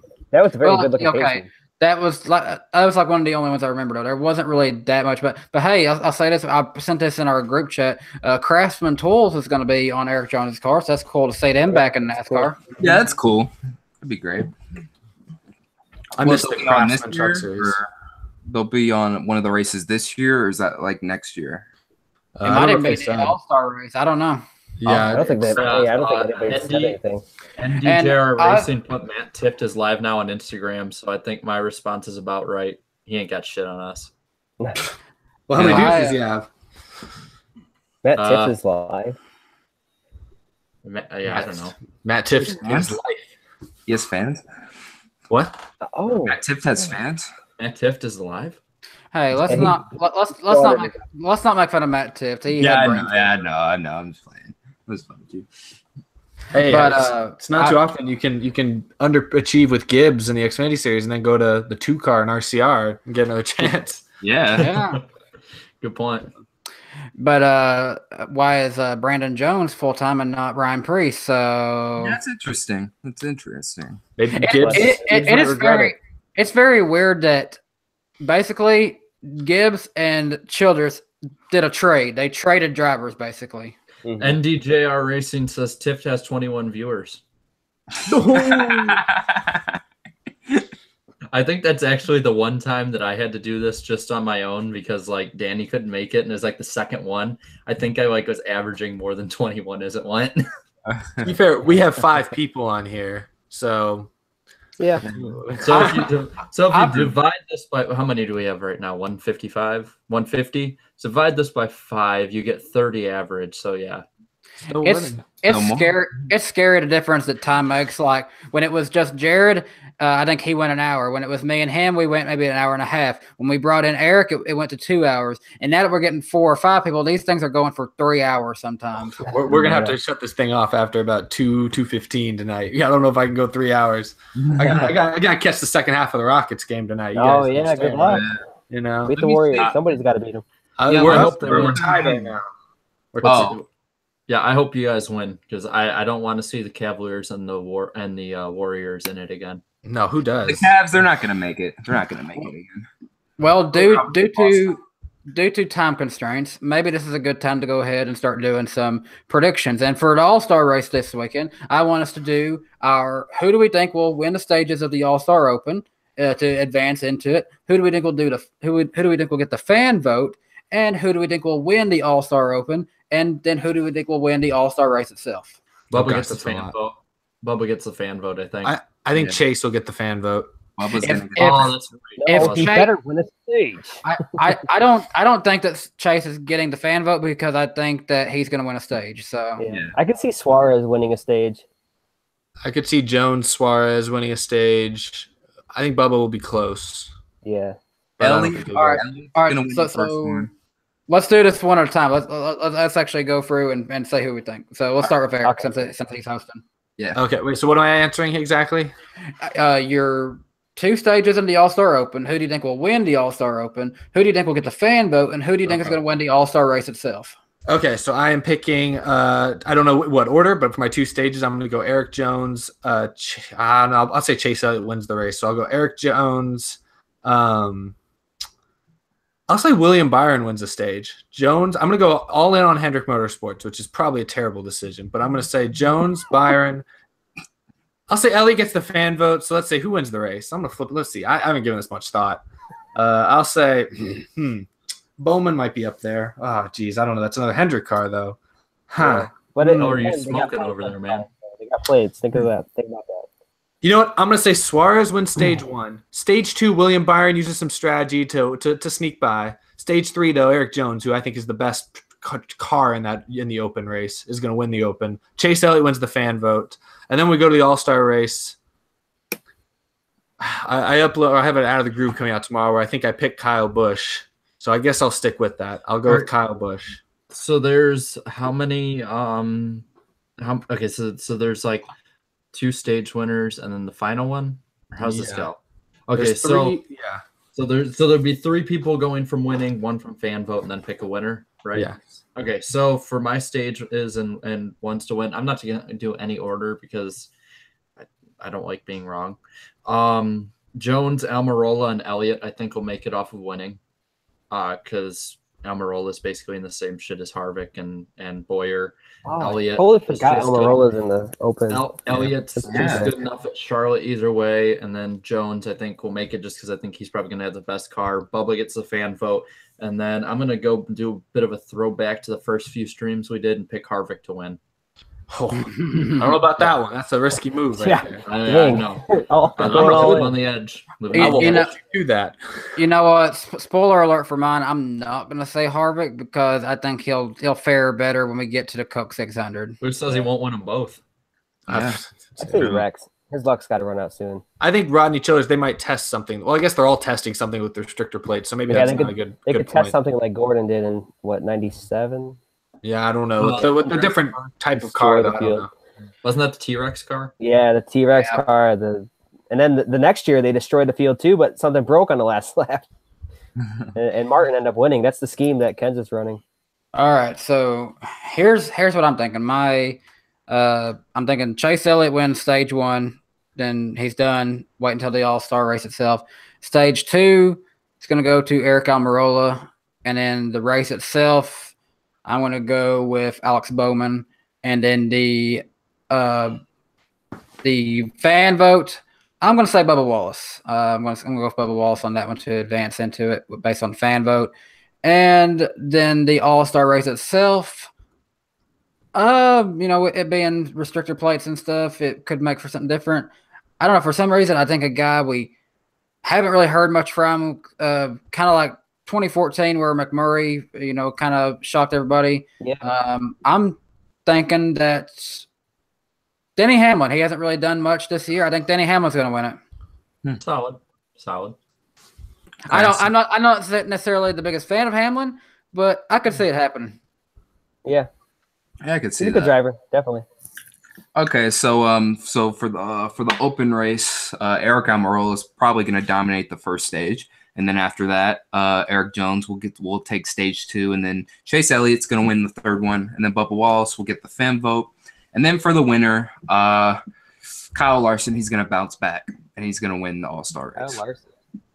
Man, you're almost the same as me except for the winner. I think it'll be those 2 up front. I think those 2 are going to be 2, but I think it's Harvick. For my opens, let's go Almirola. I really didn't think about him until now. And then Bowman, I think Bowman's going to win one. For some reason, I don't see Chase Elliott winning, even though the cards are in his favor. I just don't see it happening. He has a tendency to, kind of screw up when the pressure's on. So I'm going to go for the third stage to Daniel Suarez. For some reason, Suarez won I think he won the Open last year, holding off Chase Elliott and Eric Jones. And then Chase Elliott will take the fan vote there and move on to the All-Star race. And I think in the All-Star race, Kurt Busch is going to win it. I just have a feeling Kurt Busch is going to. He's kind of had a quiet year. He's ran good. He's crashed, but he's ran good. So I think Kurt Busch could possibly. He likes Charlotte, so it could be a good time for Kurt Busch. We've seen in the past, we saw it with Kurt's brother Kyle last year. We've seen the All-Star race be a point of the season that really turns their season around. We even saw it in 2009 of Tony Stewart when he won the All-Star race. Yeah, for sure. Definitely. That's a very good point. Gavin NASCAR 2348. I don't know if he's spamming or not, but Reddit he says Reddit is going to vote DiBenedetto in. I mean, remember what happened with Josh Wise with the Bitcoin card? I just think Chase Elliott has Junior Nation behind him, though. That's going to be hard to beat. I'm surprised you guys are all in on Bubba. I mean, I know Bubba's popular, I think Elliott's gonna Well, get one of the stages. Okay, I'm saying it like this: if Elliott doesn't win a stage or the race, it will be him. But I'm banking on him actually being able to race his way in, and that's what gets Bubba in. Danny Westbrook says we haven't talked about Blaney. Blaney's in the race due to his Pocono win last year. So. Blaney, he could be a very good dark horse pick for the All-Star race. Yeah, Austin Dillon's in the All-Star race, so that's some guy. Okay, so there's a wreck, right? As an added bonus, I want to say the who I predict to be the most underwhelming in the All-Star race will be Austin Dillon. Casey Kane. Case Kane, that's a good point. He's got a sweet looking scheme though. Yeah, he's throwing the 9. I just love. He's throwing it back to his 2008 scheme when he won the All-Star race. Better voted in by the fans, and he ended up winning the race. That's the only time it's ever happened. Yep.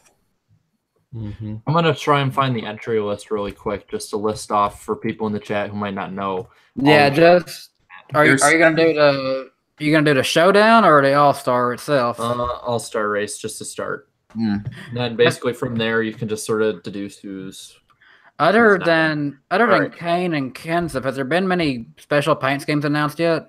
No, I'm not sure. Let's see. Okay, here's the entry. Byron's racing Hurts. Here's the entry list. Jay McMurray, Brad Keselowski, Austin Dillon, Kevin Harvick, Matt Kenseth, Denny Hamlin, Ryan Blaney, Clint Bowyer, Ricky Spinhouse Jr., Kyle Busch, Joey Logano, Ryan Newman, Kurt Busch, Kyle Larson, Jimmie Johnson, Truex, Casey Kane. Now the Open. What's Newman in for? Did he win last year? He won Phoenix in the spring last year. But that was before the All-Star race. No, he won an All-Star race before. Yeah, Newman won. Oh, that's right, he did. He was the second rookie to win the All-Star race. It only lasts 10 years, though, doesn't it? I think they extended. It doesn't matter if you win before the All-Star race last year. Like even Kurt Busch is in because of the Daytona 500, I think. So no, he won the All-Star race in 2010, I think. Oh, did he? Gosh, I forgot about that. Well, no, they switched it to keep Junior in the last few years. That if you, I think Junior got some wins though, didn't he? Well, not in 16 and 17, or not in 17, because he was in the race in 17. They switched it so that any driver who had won the All-Star race, it's basically the Dale Jr. rule. So where is Carl Edwards? Yeah, in the middle of nowhere in a cornfield. Now here is the open. He's enjoying life. Here's the open entry list. Landon Castle, Chase Elliott, Eric Almirola, Ty Dillon, Ross Chastain, Daniel Suarez, Eric Jones, Paul Menard, Danny's favorite Greg. Hard from Menard. Then you got Danny's closet favorite guy, Greg Galding, William Byron, D. Burrito, Mick Dowell, Chris Buescher, David Reagan, Bubba Wallace, AJ Wallmendinger, Harrison Rhodes in the ice car. I don't know, is that like ice? I'm assuming 72, right? Is that 72? 51. Okay, I'm sorry, but there are some people I think are just wasting their resources by showing up to the All-Star Open. Right, they got no chance. Reed Sorensen, Timmy Hill, Corey LaJoy, and Showman Bowman, which I don't think will be in the race in any way, shape, or form for the All-Star race. Yeah, what's with the smaller teams running this All-Star race? I mean, they have no chance. They always have. Yeah, I know. It's like a home race. They're really close by, I guess. I'll be curious to see what the fan turnout is for the All-Star race because it's always pretty good. And I to be 100% honest, I don't know why. This year they're trying something new, so maybe that'll bring a lot of fans to it. But the last few years, well, I remember looking in the past. Tickets are actually fairly cheap for the All-Star race. I mean, they should be a little cheaper because the race you're only getting like 2/3 of the racing that you'd get in a regular race. But however, here we've kind of given picks now. Here's another thing I wanted to bring up. Are we even going to get to see much this weekend? Because have y'all seen the weather forecast for this weekend? It's not looking good at all. The monsoon just hit Michigan, so it's heading east. I'm going to pull up the 10-day forecast right now on my phone for Concord, North Carolina, where the track is at. Give me just a second. I don't know if we want to see it. And after that, Alaskan Yankee Bowman, the Slowman. All right. Here we go, guys. Thursday, we have a high of 77, a low of 68, a 100% chance of thunderstorms. Great. Friday, Give or take. Friday, we have a high of 79, a low of 67, a 100% chance of thunderstorms. Saturday, we have a high of 79, a low of 66, and an 80% chance of thunderstorms. Hey, these temperatures sound nice and comfortable. Yeah. Yeah, they do. We have Sunday, 50% chance of storms. Monday, 40%. Tuesday, 50%. Those days, I think, probably would be more like pop-up showers in the evening. Monday night All-Star race. I'm down. But and then it looks like there's a few days where the chance of rain goes down, and sadly by next Friday it's looking like it's going back up to 40%. Hopefully that isn't a sign for things to come. That's as far as it goes so far. Please just do not rain. The stages. There's a 20% chance it won't rain on race day, so there is hope. Yeah, there's a chance. Slim hope. They should just do the All-Star race as like an extra stage during the Coke 600. Make it the Coca-Cola 1000 and just What is sad though is that you got all those days of forward, there's 100% chance, and they still have an ARCA and a Truck Series race this weekend, so it's gonna be hard to squeeze it all in. Yeah. We'll see. To be fair, I think Cup would take priority over those before. Cup will take priority, so we might be seeing some racing Sunday potentially. Yeah. To be fair, I've been saying for years I need to get rid of the All-Star race. So, no, Mother Nature's taking it out of their hands. The shootout has always been basically the All-Star race. It's had more appeal to the fans. More people have always watched it. I mean, All-Star isn't as fun to me anymore because it was pretty cool because you had the Truck Series race, you had the Pit Stop Challenge, which was awesome. You had no. They have not the Pit Stop Challenge. No, joking with Tenno. Joking with Tenno says yes, please rain tires, and also because of your profile pic, Skull. So yeah, I mean they've tried everything. Why not? I mean this race sucks anyway. Why not? But yeah, they used to have the pit stop competition, and then they had the burnout competition, which was really cool. They made it something worth watching, and then they're like, they saw a few years go down. They're like, fuck it, let's save some money. Yeah. That's too bad. I remember the All-Star race as a kid. Like, that was the race where all the cool paint schemes would come out. That's what I liked about Richmond so much back in the day, that Richmond night race with the Chevy Rock and Roll. I remember they had, like, the rock bands on the car one year. The one year they had the Looney Tunes. Yeah. I really loved the Looney Tunes. Three Doors Down, Green Day. There were tons of awesome. Oh, yeah. I just wish that would come back. I mean, we had it just a little bit with a SpongeBob race, but still, like, the thing with the cars back in the day, they were on the big name drivers like Jeff Gordon and Kevin Harvick, and then like when you did the SpongeBob race, the biggest name was Greg Biffle. David Reagan had a SpongeBob car. It's like you want to see that on Jimmie Johnson or Matt Kenseth or something. And then Danica crashed with Wonder Woman. See, that's just the thing. You don't even say like she raced with the car. You're like, oh yeah, Danica crashed in that paint scheme. Hey, at least there's Darlington. Yeah, that's true. Yeah, that's a very good point. I love that race. I just kind of looked myself, but still, even though it doesn't really seem like I don't think the racing is really that exciting, so to speak, at Darlington anymore. But it's still cool with the paint schemes. Yeah. That's like the big appeal. Good observation, Creed. Yeah. Yeah. I wanted to ask what you guys thought of the big sports news this week that sports betting in the United States is going to be legalized, or at least up for states to decide. And it seems like by most states. I didn't even notice. Harvick about to make me rich.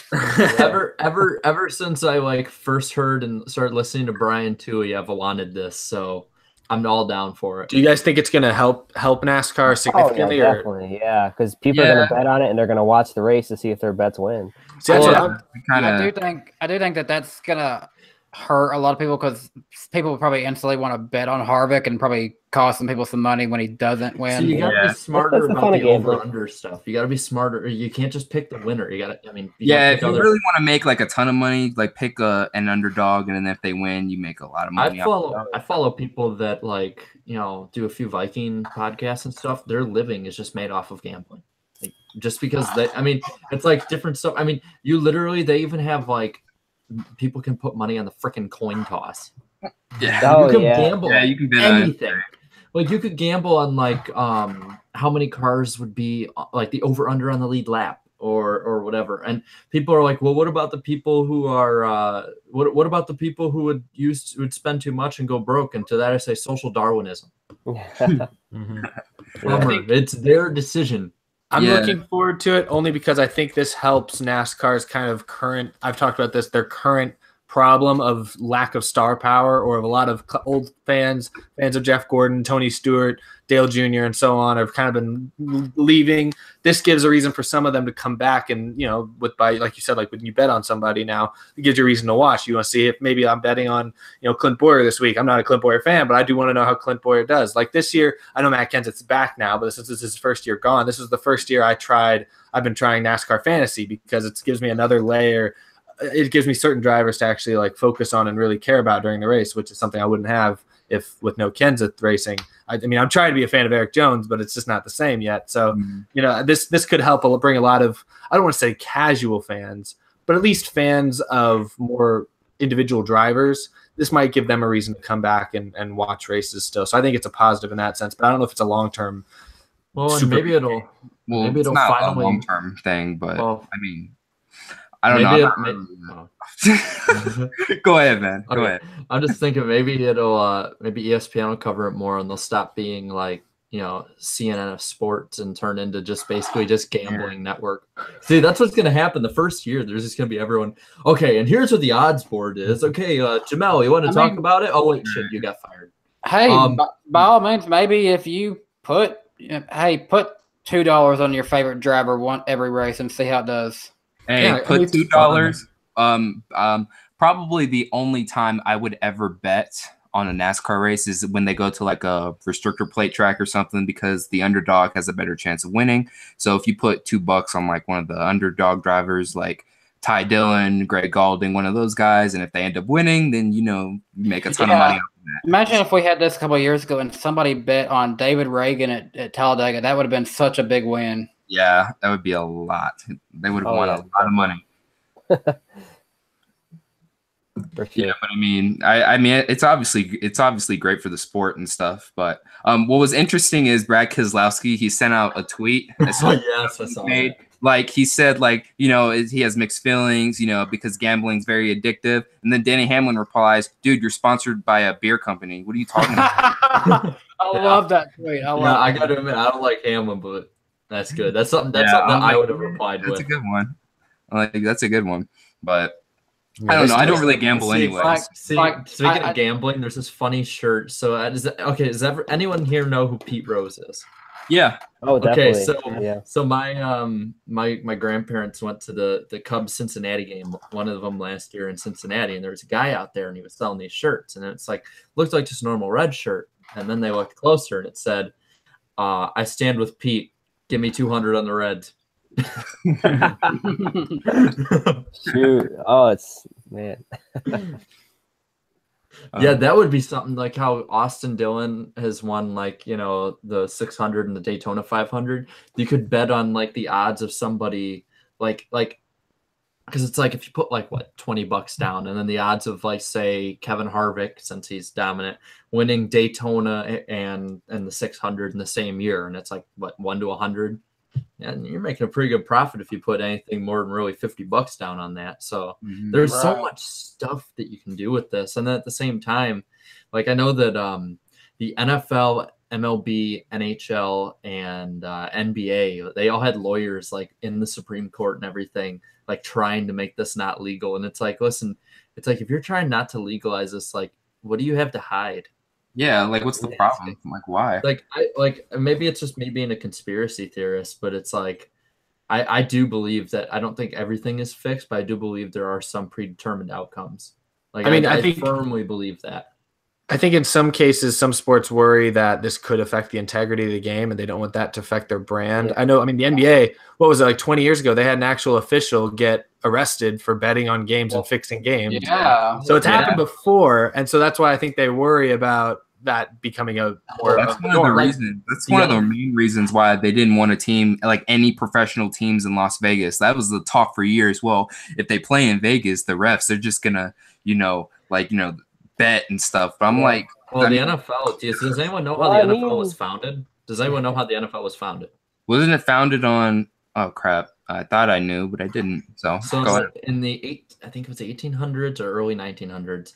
There were, I think, 8 to 12 different owners, right? And they founded the NFL and they would all gamble on their own games. Like that's the sticky part of history that people don't like to remember about it. It's like the Bears, the Packers, all these teams, all of their announcers, all of their owners all gambled on their games on each other and stuff. And then, it was founded by a guy, but at the same time, it was a few guys and like the commissioner or whatever, who was ever in charge or whatever. And that sort of went up through the 60s and stuff. And then people are like, well, with the merger, it was taken away. It's like, no, it wasn't. No. Like it's become a $1 billion company. And you're telling me that they're not like, hey, let's push the Seahawks for a while. Hey, let's push the Patriots, who've sucked forever after 9/11. Like, I don't know. I think a lot of those. So I'm not saying that, Alex, 4219. I do think that, don't get me wrong, I think some of them, like, I think a lot of it is organic, but I think a lot of the times if there's a really good story, of course they're going to push it. Why wouldn't they? They push stories. I don't know how often. I'll be honest, I couldn't name a single time in sports where I really thought there was a significant conspiracy or significant push for a certain team or person that really affected the outcomes of things. You see in the NBA, superstars get more calls. LeBron James, James Harden, Kevin Durant get more fouls. Steph Curry get more fouls than I don't know, Bismack Biyombo used to. I don't know. But I don't know. People always like, I don't know, people, I think mostly young people, kids mostly, I think like to always say, oh, NASCAR's rigged. That's why Dale Jr. won the Daytona 500. And it's like, I don't, that just doesn't make sense. How can you rig a racing event though? That's impossible. Exactly. There's so many things that are out of your control. There's so many moving I think parts. That and baseball are probably the two hardest sports to fix, because I mean, probably you can keep calling strike after strike on someone in baseball, but it's like, if someone just hits a home run, you can't call that back. Or with racing, it's like, it's like, they might, like, say, let's just hypothetically say that they did give Junior like a different plate. Well, if he blows a tire, like in 2017, if it's like he might have had a different car or whatever, you'll never know. But at the same time, it's like you can't predict that Kevin Harvick's axle is going to snap in front of him and crash him. Yeah. But with like football or basketball, I think the refs have more say in it. I think 85 to 90% of games are organic and fine. But I do think that to a degree, some teams get favored over others in like the NBA or the NFL. I don't know about NHL because I don't watch it, but I do know a lot of the fans of Canadian teams have said that they get screwed for years because the NHL is trying to win over America. Oh, jeez. Come on now. That's garbage. Man. Hey, you can't blame them. I'm sorry. Hey, you can't blame them. You can't blame them, man. I'm sorry. They'll probably say that they got too much fucking maple syrup NHL up there. I've heard some people around here say the NHL is rigged because the Golden Knights they're an expansion team and they're from Vegas. So, look at the soccer around the world. Like they found out that hundreds, almost like around 1,000 games were rigged over like a 10-year span. If that's the biggest sport in the world doing that, who's to say that the NFL doesn't do it every now and then? Like I said, I don't think they're all like. I don't think the Eagles were. I don't think they fixed it for the Eagles to beat the Vikings last year. Like I don't. I really don't. If something came out and I was proven otherwise, I'd be like, "Ha, we don't suck as bad." But I don't think that's the case. But I do think like after 9/11, the Patriots got a few calls for them. I mean, look at that Raiders game. To be fair, Raiders had it in the bag. They got Tom Brady in the 7th round. I think Tom Brady was there. I don't think the NFL gave him Tom Brady. No, but I am also saying that one guy doesn't make a team. I'm against. They get a ton of calls for him. I don't buy. I don't get into sports. I think to me the idea that American sports are all rigged really died when the Astros won the World Series last year. We had to go through the Boston Red Sox, the New York Yankees, and the LA Dodgers, arguably the 3 biggest markets in baseball. We had to beat all of them, and we did. Yeah. Baseball could have stopped us. They didn't. They let us win. I'm not saying. Like I said, I'm not saying they all are. I know. A lot played out. It's just I think some of them aren't. if like all American sports were rigged, then how can you explain The like NFL the files smaller is- markets, like No, the smaller I'm just- markets winning a championship and all that stuff? You know what I mean? If it was really rigged, then the big markets would win every year. Look, in 2012, I think 2013, the NFL tried to file for entertainment instead of sports, so that they didn't have to. They could Really? legally, in front of the Supreme Court, it got shot down, and they tried again in 2016, I believe.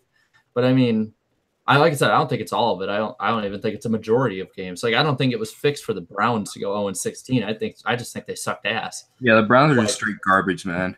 Yeah, like I don't, like I said, I don't think it's every year. I just think it's like if something could majorly play out, and like that's why a lot of people are like about in 2001 with Junior winning at Daytona. It's like I don't think it was fixed, but I could see why people really do. Yeah, Just that was my favorite childhood race, actually. Yeah, and that was so awesome. I still get chills from that.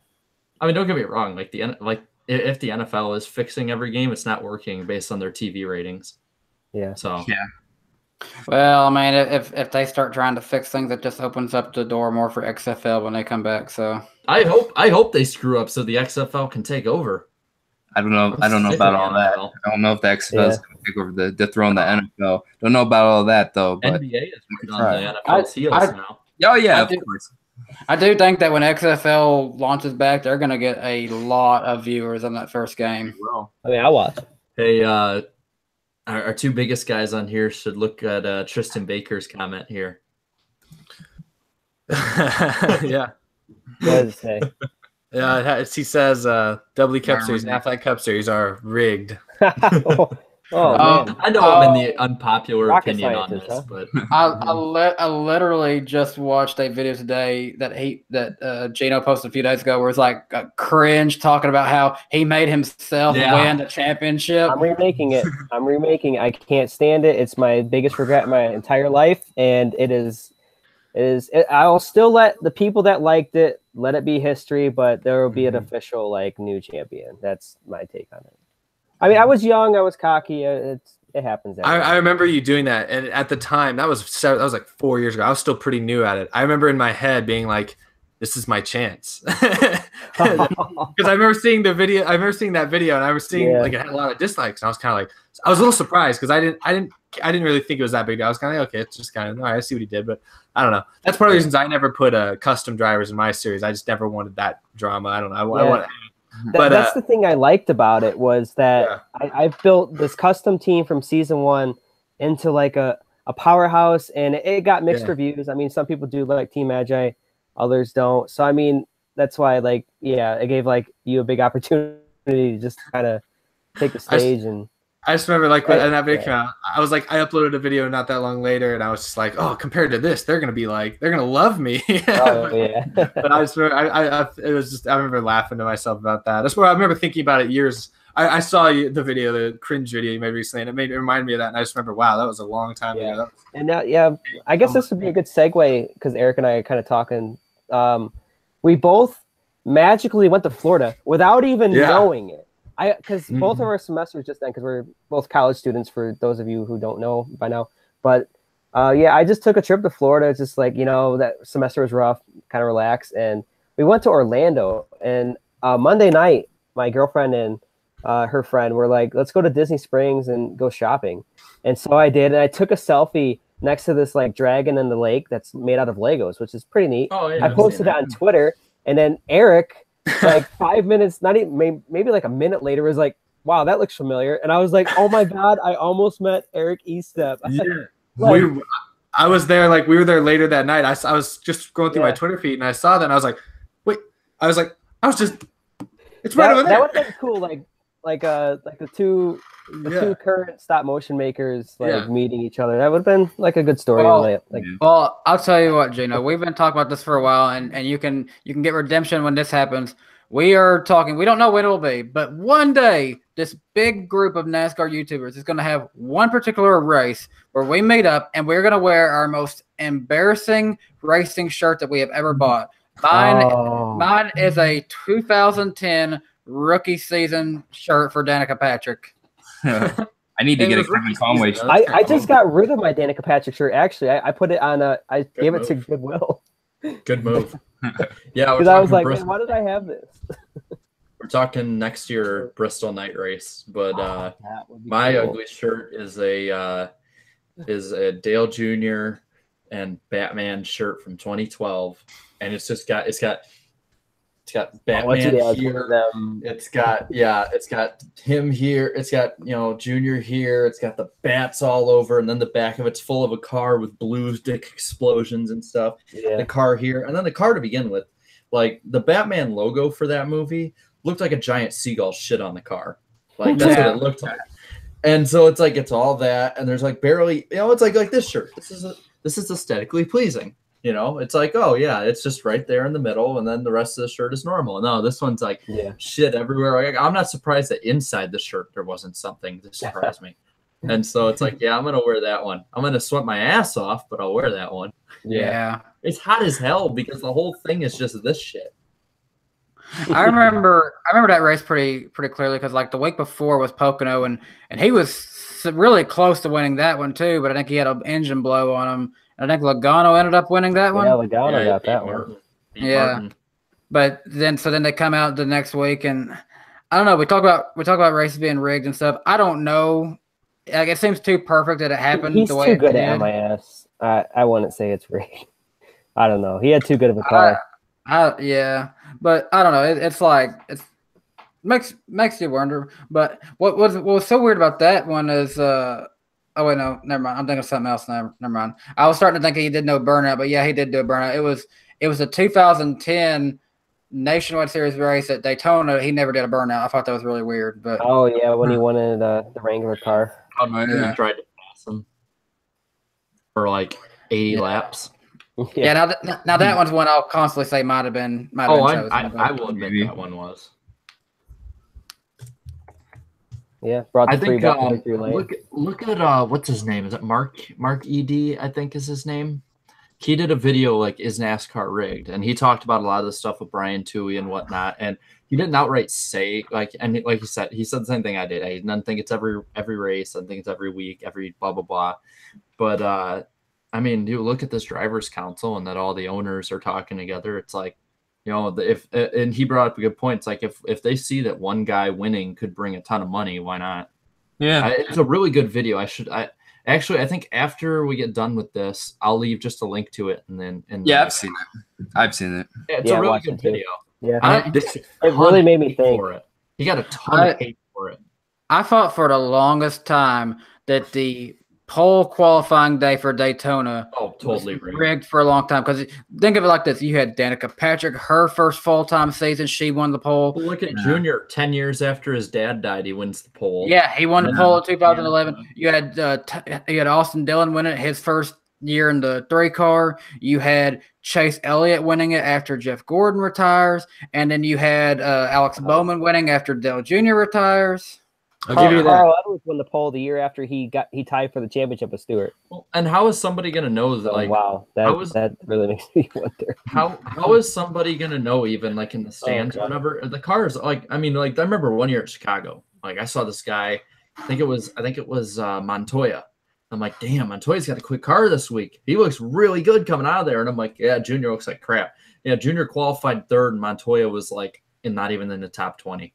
If I remember right, or whatever car it was. And it's like, you can't tell. I mean, if you like at Talladega, if you removed like speed from the car, how are you going to tell the difference between 180 and 200 just watching in the stands, So it's like, I mean, and it brings up a lot of hype going through the week. I remember throughout the whole week leading up to 2011, it's like Dale Jr., 10 years after his dad died, heroically has the pole for the race, crashes the day before in practice. And it's like, yeah, I don't know. Daytona qualifying's always seemed really fishy to me ever since really that race.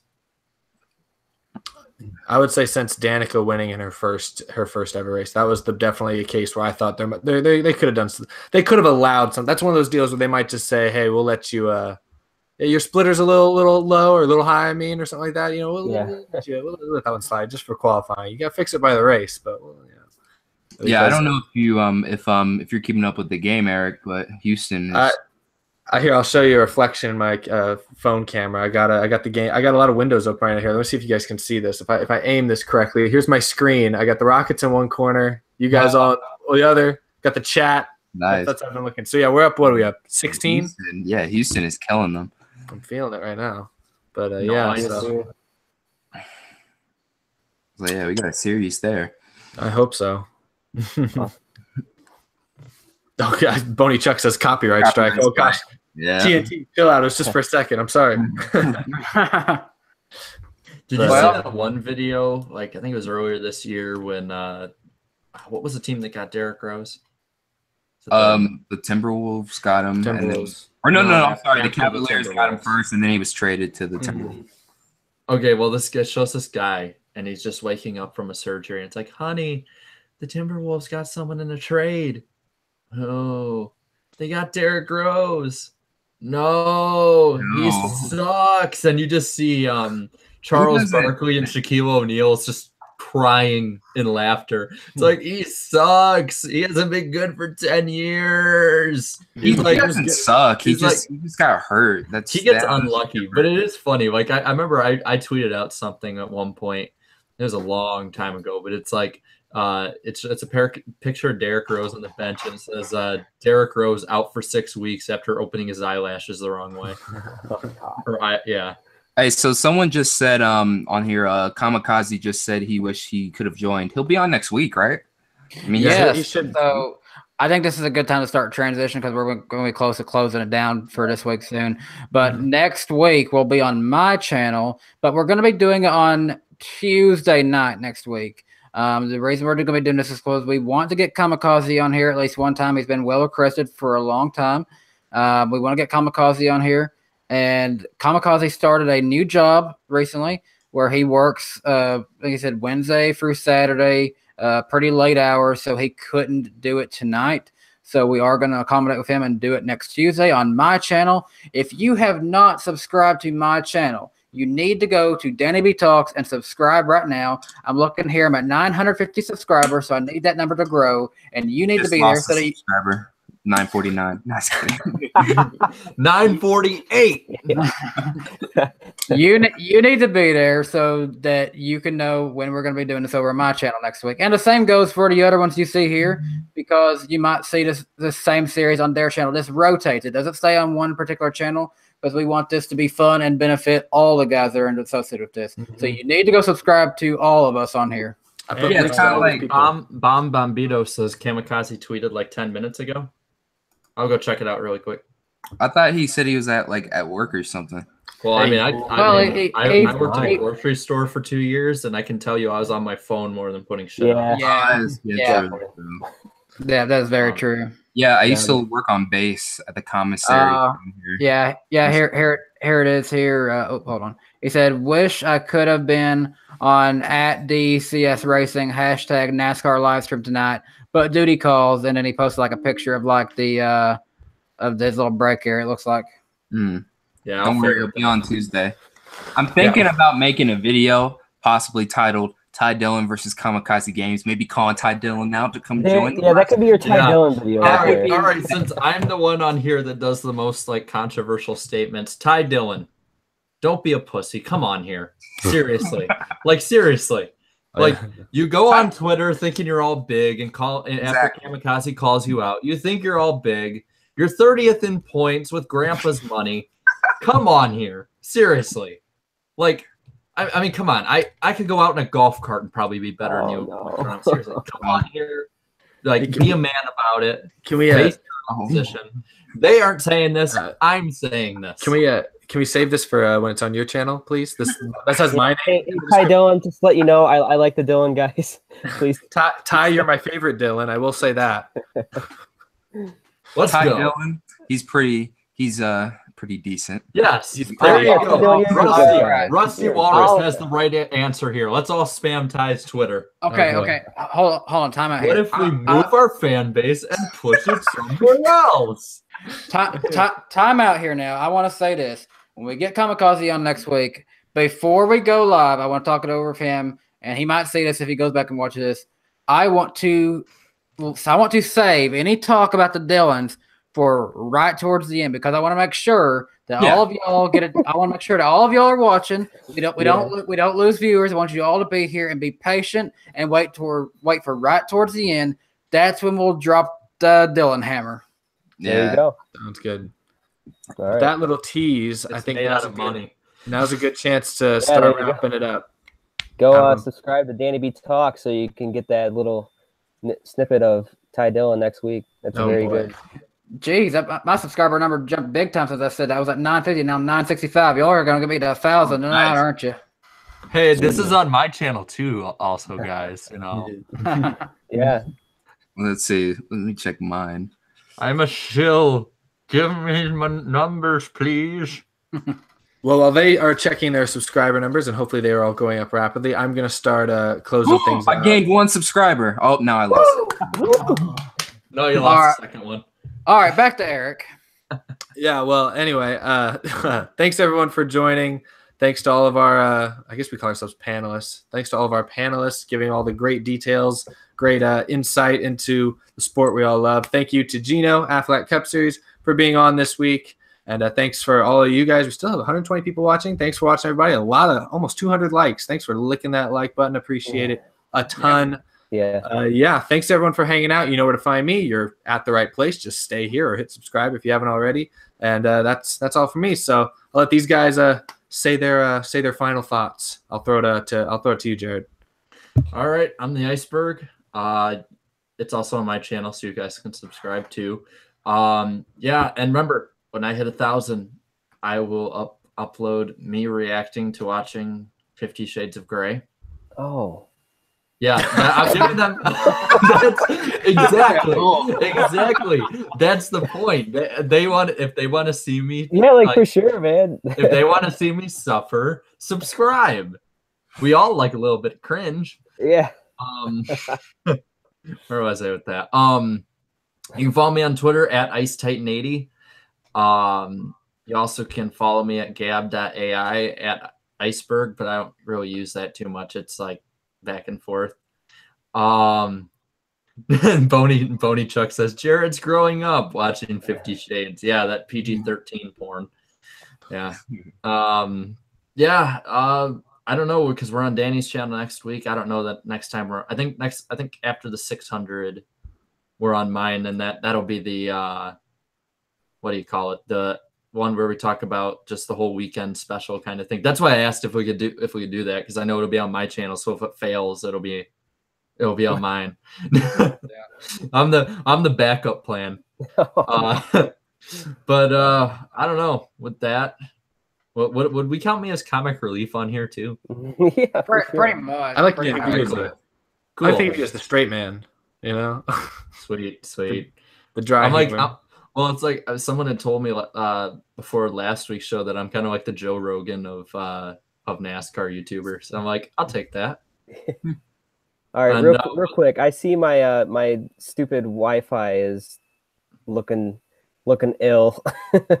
Am I still on? Yes. Yeah, you're on. I'll pawn it off to you. I'm like having a heart attack right now. It's happening again. Yeah, I'll pawn it to you. Here. Okay, thank you. I'm just like freaking out over here. I'm like, oh my god, is this happening? So yeah, I'm Aflac Cup Series. I'm the other stop motion guy, because I'm sure like everyone here loves Double E stop motion and his animation. So I'm the other guy, Aflac Cup Series. A lot of people are asking me. Season 9 is coming this July, so I just want to make sure I get all the Camaros. I know Kyle Larson's not out yet, so I'd like to get a full field of Camaros first. So yeah, Aflac Cup Series Season 9 is coming. ACS 99 will get back on track. I'm back from Florida, so time to no excuses. I gotta buckle down and get some laps done. So thank everybody for having me on. It's been awesome, and I will throw it to Darian.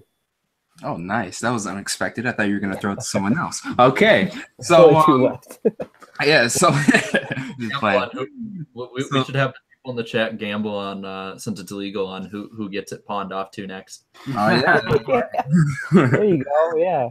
So thank you guys for watching this again. Go subscribe to everyone else's in this live streams channels. They're all great. I wanted to announce I have some great news. Yesterday, I had a meeting with Las Vegas Motor Speedway about a possible internship in their whole media relations thing, and I got it. So, dude, awesome. And I won't be, congrats, yeah. Cheers to you. Thanks, guys.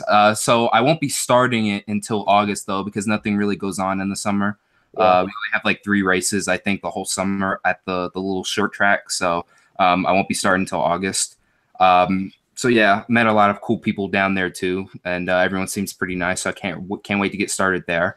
And so as far as my channel goes, like I said before, considering I'll probably bring like the video game side back to my channel. I might just start like a whole other separate channel just for that. So just comment, let me know what you guys think.